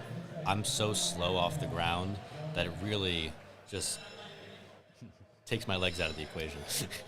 I honestly probably in the minority, but if we went deadlift bar, I would love that. I think it's not this meme. I like it. Yeah. It's funny I say that because Marshall, don't shake your head. As a meet director, one of the benefits of having just a power bar for all three of us Fair is that you only have one type of bar that you have to worry about. If you're a meet director and now you've got to use a squat and a deadlift bar, that's not only 2 more bars that you have to buy for the platform, but also for every single warm-up station. Marshall, you own a gym. You're probably a millionaire at this point. It's fine, dude. You can. Hey, I'm kidding. It's a good point. Yeah, what's inflation like for bars these days? It's definitely going up. Barbell prices have probably gone up, probably around $40 to $50 in the past 6 months, maybe. Wow. Especially if you're buying kind of the more high-end ones, and if you look at like a stainless steel Rogue Ohio power bar, which is my bar of choice, and it's what they're using on the platform here today, has gone up about that much. The price of Alico barbells has also gone up a little bit. But I do believe they're also coming out with a new barbell. It looks like they're prototyping a stainless steel version, Interesting. which has me very intrigued. I'll wait for the prototypes. The benefit of a stainless steel bar is that you don't get any rust on the bar, especially if you're in humid climates like myself. Maybe New York's is a little bit different, but definitely down in South Carolina, it tends to get a little humid. It's tough. It gets humid up here. Yeah. The first bar we bought for Impact Zone is already pitted and stained. It's got rust all over it, so it does happen. This lifter keeps choosing good attempts for his opener. At no point does he really struggle. I mean, all his squats move just as smoothly as well. That's one thing I love about powerlifting is that you really do see people from every age group, people from every. It's just very cool to see that. Left Gino hanging. Okay, Gino's gonna hunt him down.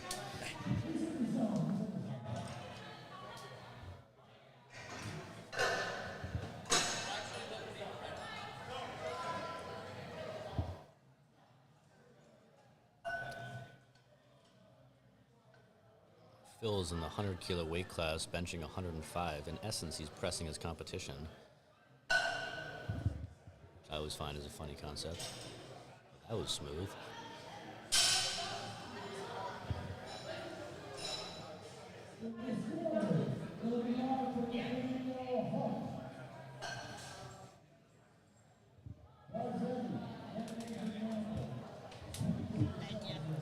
Hello, Ava. You want to say hi on the live stream? Welcome to our podcast. Of course.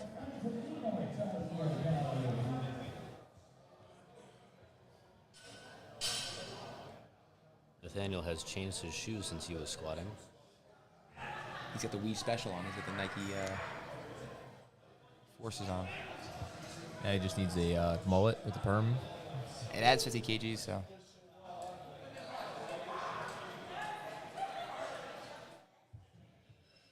I know this is a test of federation, but that is a very anabolic shoe of choice. The shoe choice said?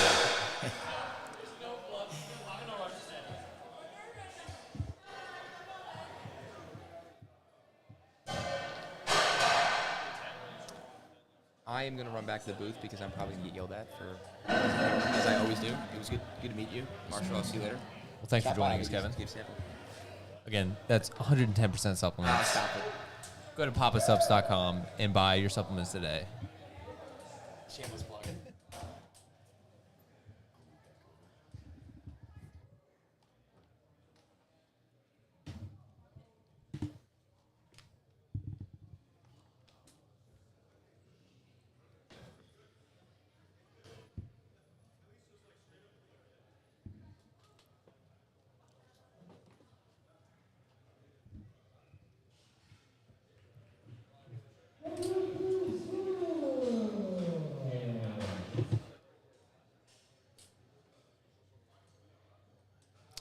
It looks like we're on to the second flight of bench, starting out with 125 kilos.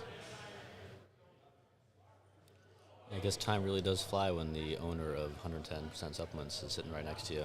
Absolutely. Also happens to be one of today's sponsors. I don't know if that was mentioned already. And there they are on the screen.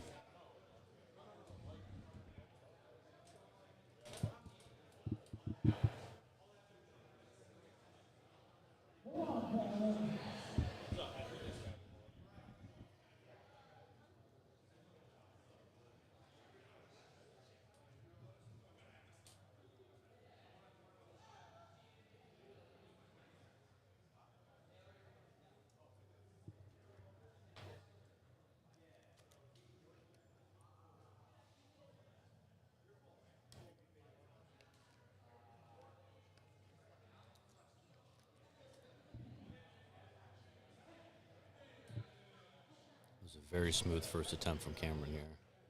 Not a lot of leg drive, but I don't think he really needed it.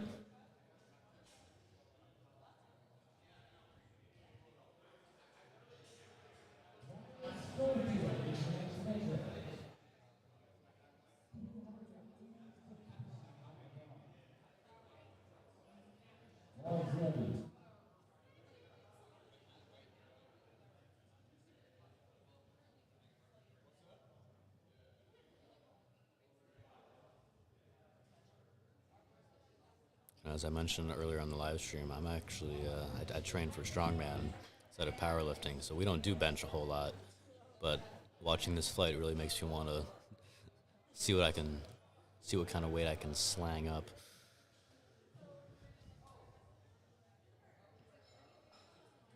Yeah, I think that's something cool about powerlifting meets is a lot of people will kind of come and watch, and maybe they haven't done powerlifting before, and they'll see it and kind of think, hey, I can do that, or that looks fun.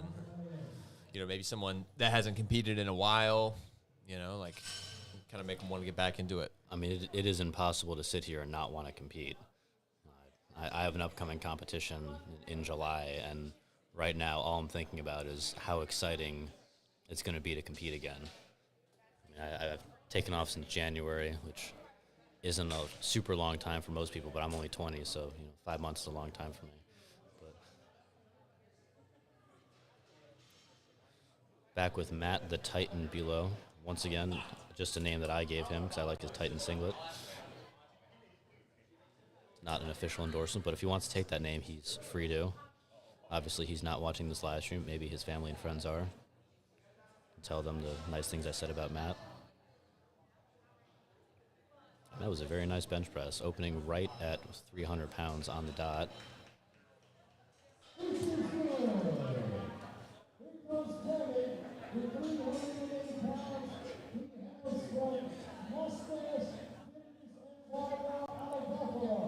Once again, Buffalo's finest is taking the platform.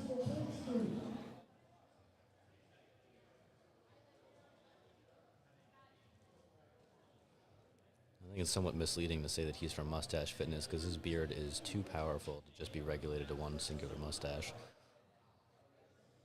Something you see a lot of at powerlifting meets, a lot of beards. I even made fun of Kevin for his. It's all in good fun, though. He has a nice beard, like pretty much everyone else here except for me. My mom makes me shave when I live under her roof.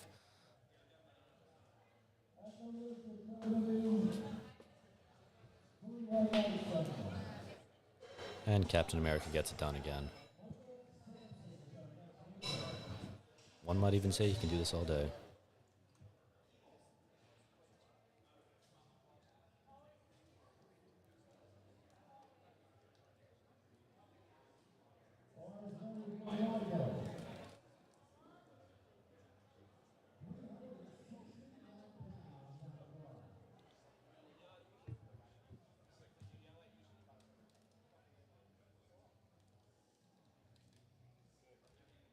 Big boys are on the platform now. We got a 140 kilo man pressing 167.5 kilos. This is a junior as well.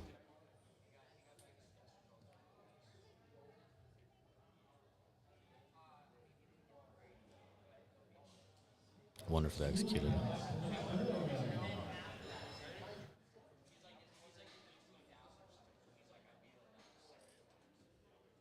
I actually just got a text from my girlfriend telling me that I should be more enthusiastic on the live stream. So if you have any input on the tone of my voice or how monotone I am, feel free to comment that on the YouTube channel. It helps with our engagement. And I can't see it anyway, so say whatever you want about me.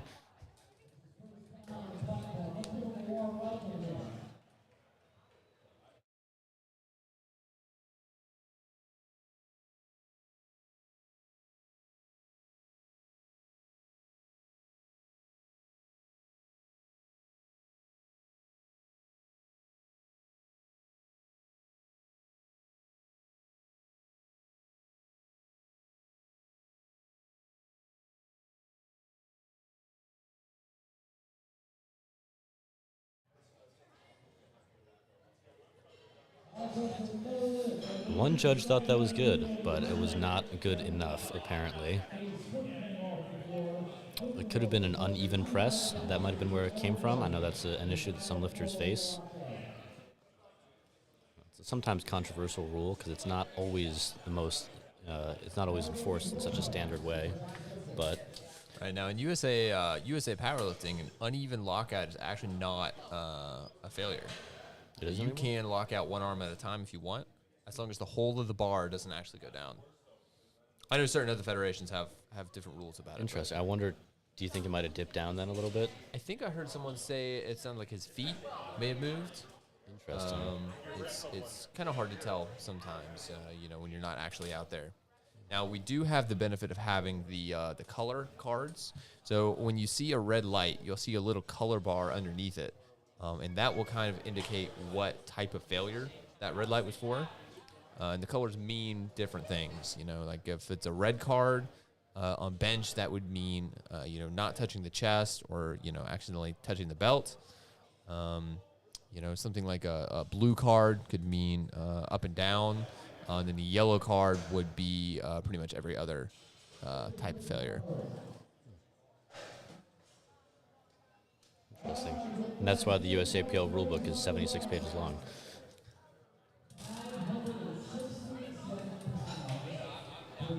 And this is our lone equipped lifter again. Again, taking nothing away from his strength, but the bench shirt is going to help him tremendously, which is why he's opening around where his squat opened at. It's time to see some real benching right now. I'm something of an equipped lifter myself, so I always like to see other equipped lifters. Kind of a dying breed, really. There's not a whole lot left. Yeah, I mentioned that when you were here. I said it's got a lot of hate in the past year, and it's funny because I think, nothing against the federation, but I think the rise of USAPL really led to a lot of purists when it came to the raw lifting. So it's good to see that all forms of lifting are really represented here and accepted, especially at a state championship level. But he's really going to want to make sure that he touches his chest on this one. You're going to notice a very, very slow and controlled decentric. Because as I mentioned with his squat, if he gets out of position even by 1 centimeter, that thing could fly out of his hands. And you do not want 257.5 kilos crashing down in your sternum.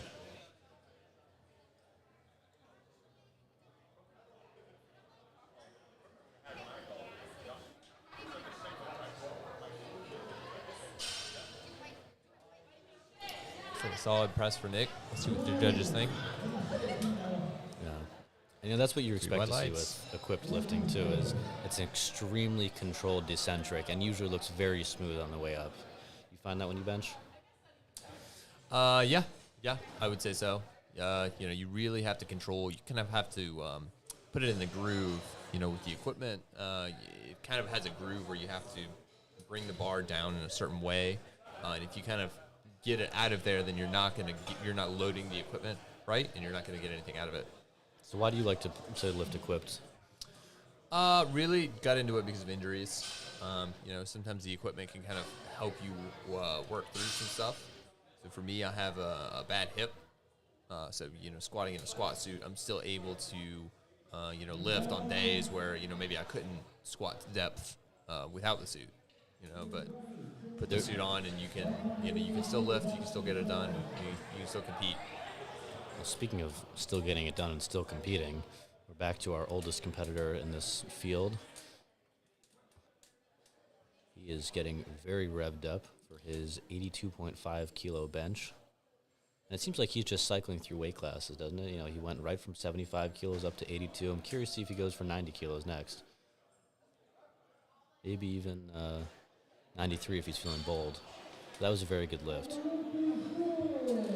There's a strongman named Martins Lisis, who won World Strongest Man in 2019, and he has a hip issue as well, and he just can't deadlift without his squat suit anymore. It just really keeps him tight and in place. And it certainly does have its place. I mean, it's more prevalent in strongman than in powerlifting, the exception of the Arnold, where suits are not allowed.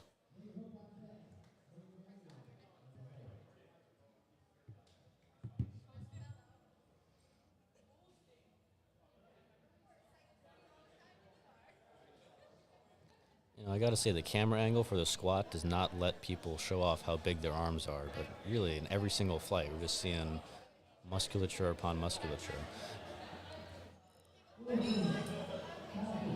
And this smooth league of, is that a 14-0 lift dismount? You can tell Angelo I said that, he doesn't know me. Angelo special. Yeah, I don't think he's listening today. We could say whatever we want about him. okay, good. I like his hair. I don't have anything mean to say about him. I got Angelo in a little bit of trouble last time I did one of these live streams. I think there was a little bit of a hot mic situation. But we do have a mute button now for those, off-broadcast conversations. Is that also known as the 14-0 special? Or? I think it could be. He tends to get himself in trouble. Start a podcast, The Angelo Angle. See how much trouble he can get into.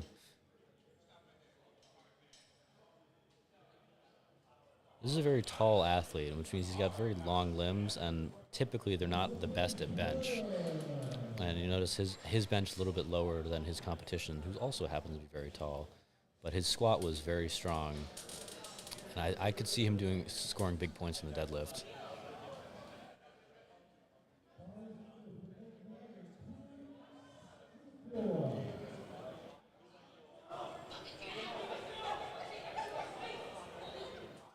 I'm not entirely sure, but I was going to say the spotter on the left switched bandanas, but I think I'm just seeing the other half of his bandana.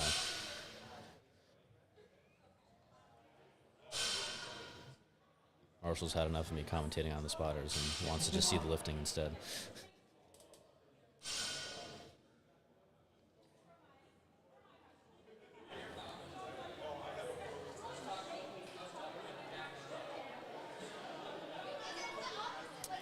It looked fairly smooth. We'll see what the judges have to say about that.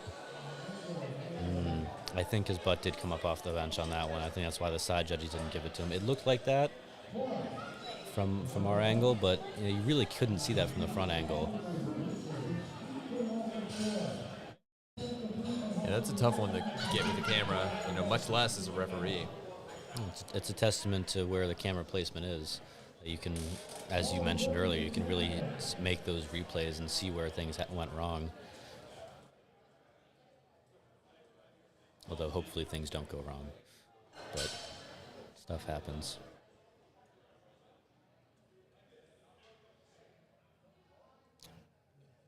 That could be a little shoulder injury that he might be nursing now.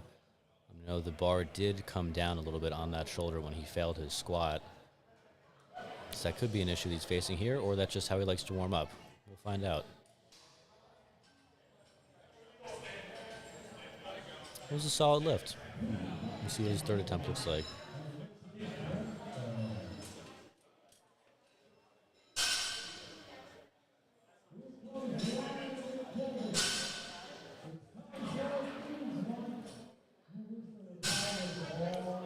And I think that puts us at we're almost halfway done with the bench press at this point, which means we're coming up on my favorite lift of all time, the deadlift. It's the one thing that brings me joy. Not entirely true, but no one's going to fact check me on this.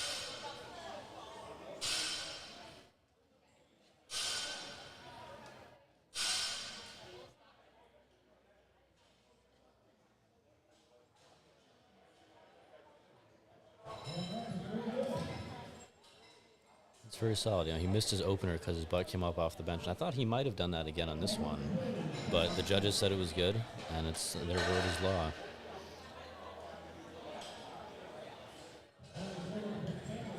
It really does seem like 7.5 is the magic number for these jumps. I think that's consistent with most of these athletes.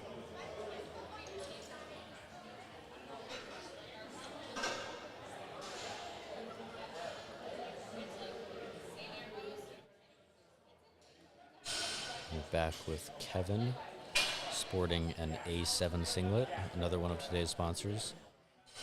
The other Kevin that was sitting here is not our only sponsor. He's just our most interesting.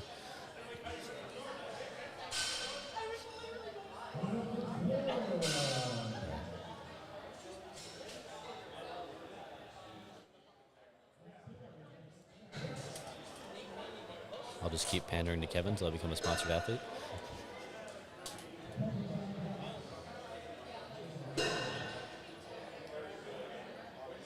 I'm actually drinking a Gatorade right now. I'm not really a good spokesman for supplementation.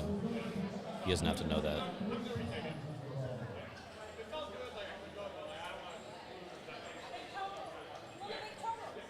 The People's Champion, Matt the Titan, is back again.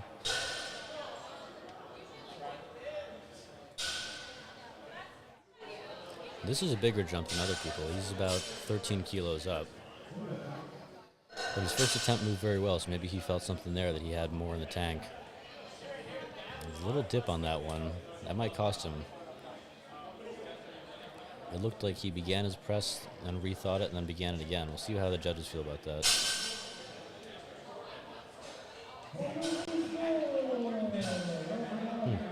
Maybe it's just a trick of the unrack.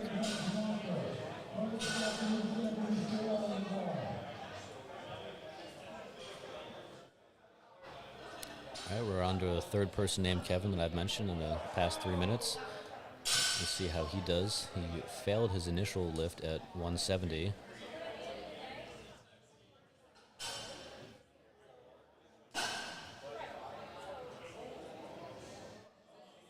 Another one of our older athletes in the field.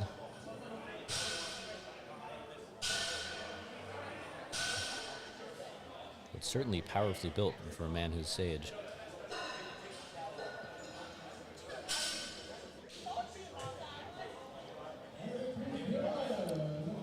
And it was a good lift. You know, that mustache gives him power. Be more fitting if he was the Kevin from Mustache Fitness, but can't always get what you want.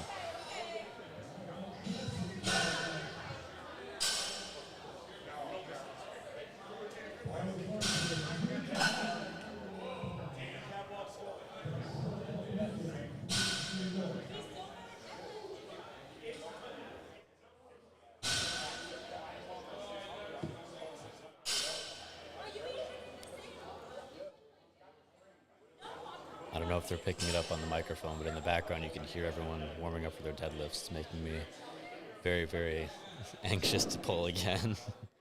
Actually hurt myself in February, so I haven't been pulling consistently since then. It's very frustrating.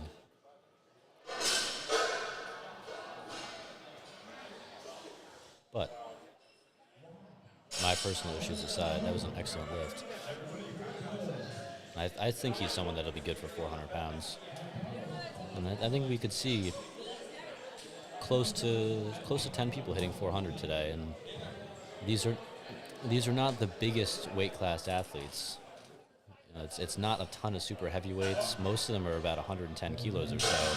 So to see these guys putting up 400 pounds in a tested federation is really impressive.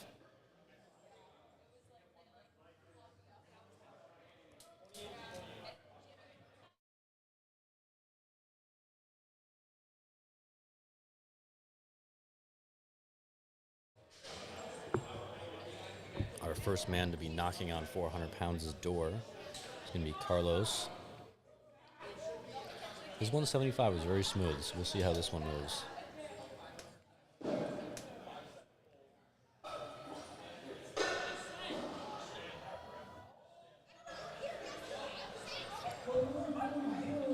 It's interesting. He has a similar sticking point on bench as he does on deadlift. He's very powerful right out of the gate, and then he stalls for a little bit before finishing for a good lift.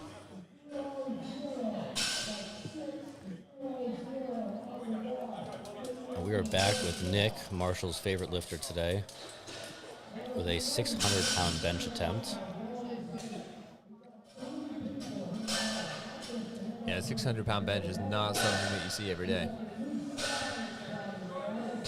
even in equipment. Notice they have a few more spotters than before, just in case. Again, hopefully they're not needed. Hopefully he gets this. It'll be a good lift. So when you lift equipped, Marshall, how heavy do you like to make your jumps? Because this is a 30-kilo jump, 15-ish kilo jump. It's the math that I'm trying to do in my head is basically saying it's a lot bigger than what everyone else has done for their jumps. Do you find that's your case when you're doing equipped? Yeah, I'll say definitely. I think equipped lifters tend to make bigger jumps. Part of it has to do with, especially on the bench, you do need a certain amount of weight to actually be able to get a touch.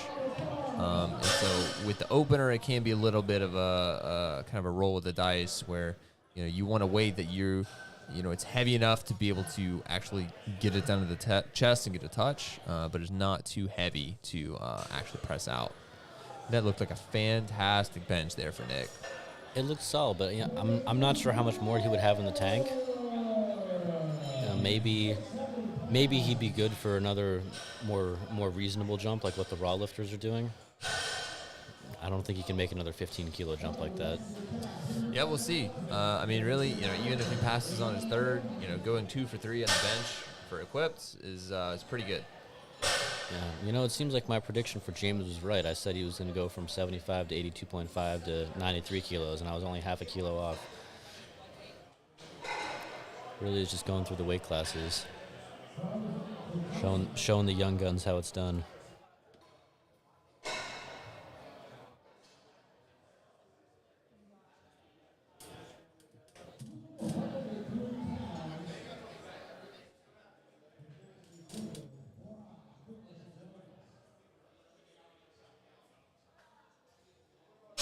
And just showing that experience, making sure that everything is right before he sets up.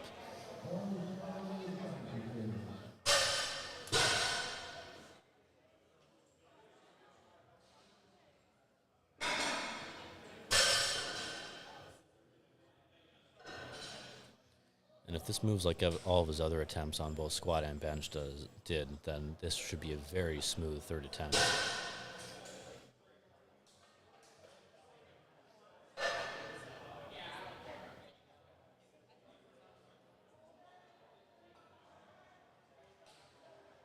And he looks very happy that he got that up. And that is 3 white lights again. He's a very fast press commands today. The lifters are probably happy about that.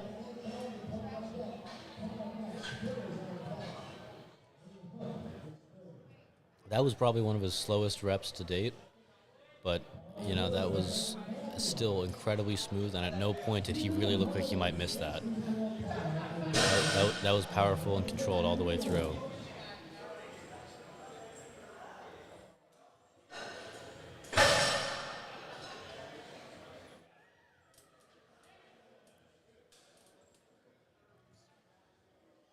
Back with Nathan, working again his USAPL sponsorship with that single. He missed this weight before. We'll see how he does with it now. It looks smooth. How do the judges rate it? And that's 3 whites, and that's what he's looking for there. I wonder if he would have been good for more had he not missed that second attempt.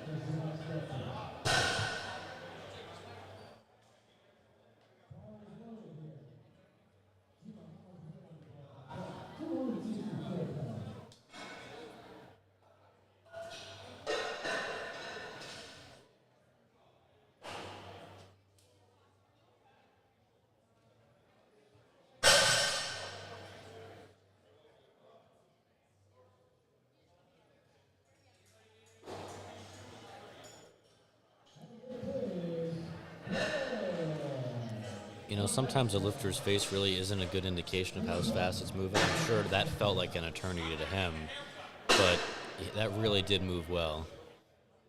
And he'll be happy with getting that third attempt.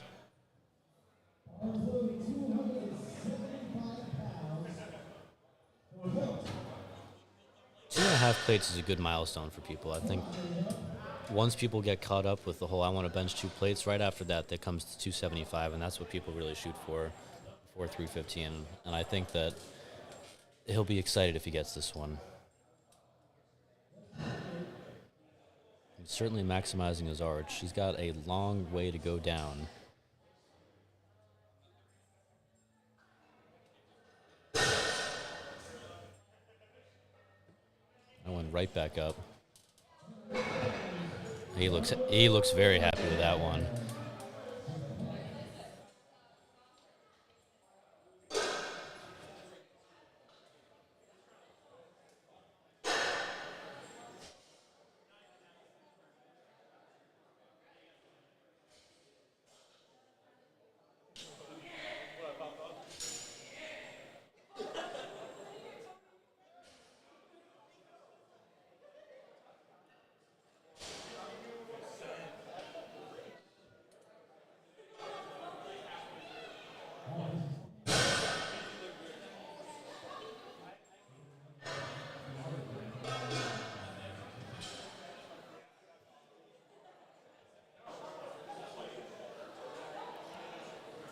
This will be him going for 308.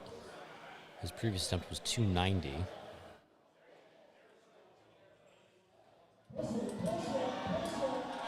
That was a good effort grinding through that one. He stalled several times, but he did not give up, and that's what you want to see.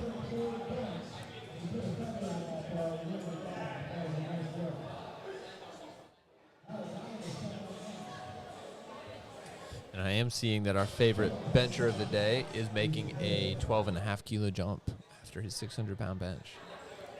Interesting.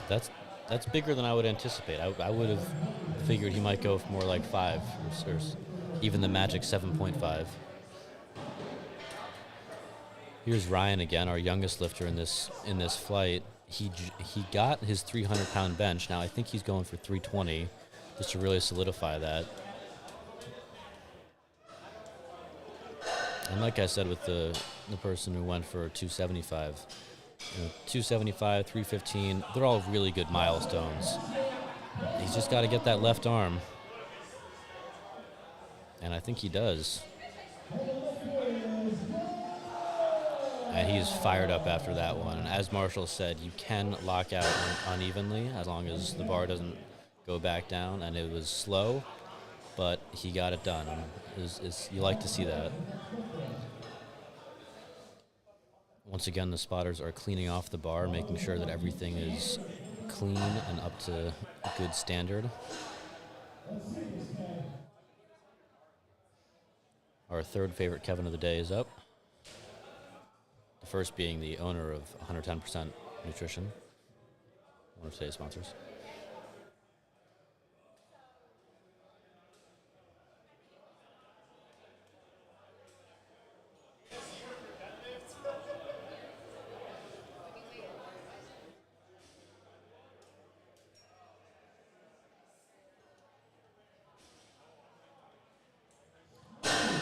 That was a good attempt. It was a little bit lighter than I think he might have been good for a little bit more on that, but his legs are so powerful, and it makes me wonder if he's saving himself for his deadlift.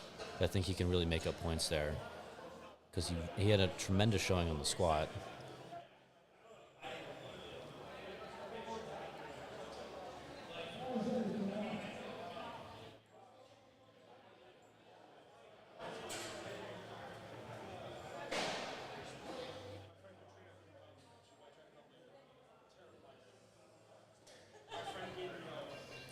Matt asked the spotters to clean off the bench, make sure it's good and ready to go. Another Masters lifter who clearly shows their experience in knowing that they need to have the setup that would work to their best advantage.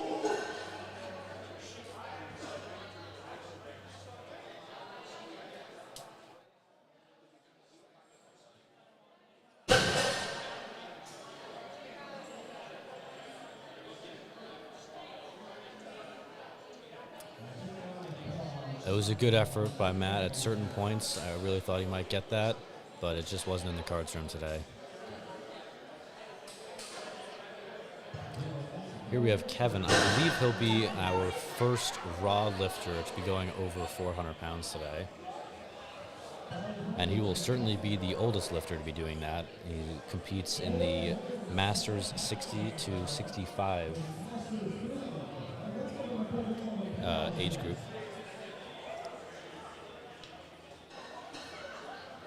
I mean, a 400-pound bench press is impressive at any age, but to be doing it in your 60s is just incredible. That is, if he gets this.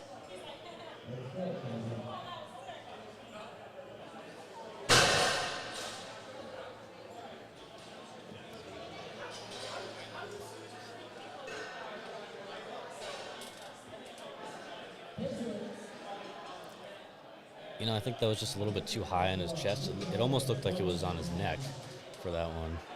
And that positioning could have thrown him off.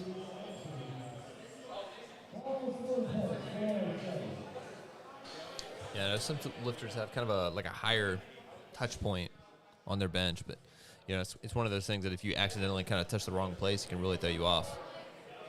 Yeah, I mean, and we've seen a range of people, some of whom are practically at their belly button, and some of them, like Kevin, was really up at his neckline essentially. So good on the spotters for being there. Otherwise, might have seen something very unfortunate. But here's Carlos. He'll be the next lifter to attempt over 400 pounds. It is worth noting this is not 405. This is 407.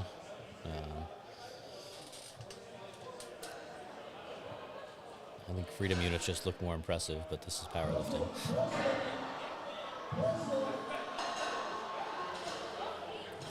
And that sticking point finally caught up with him. He's always, in all of his first 2 attempts and all of his squat attempts, he always had that little point where he's just so good off the chest or out of the hole, but he just couldn't push past it here. And I think that was just a little bit too much for him.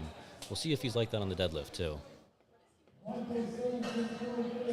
This will be the heaviest raw attempt so far at 415 pounds, approximately. I'm not a mathematician. I was right. Good for me.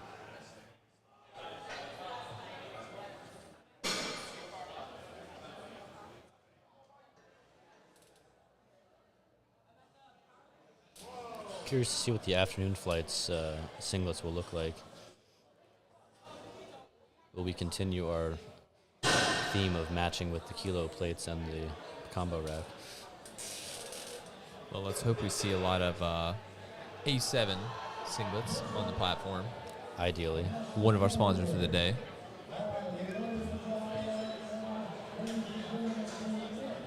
We also have Coleman's King of the Deadlifts in the building.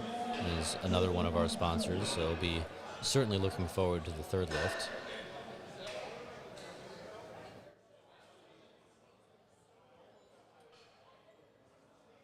$285 is on the bar. I think it's around where I said I thought he might go for, right?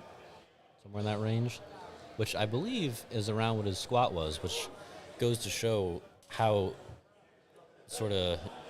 even equipped lifting is, one might say, in terms of where the strengths come in. Yeah, that's definitely one way to put it. You definitely see the squat and really all 3 lifts a lot closer together with equipped lifting just because of the way that the equipment helps on one lift versus another. You typically don't see someone that deadlifts a whole lot more than their squat in equipped lifting. And that's really just, it comes down to grip, doesn't it?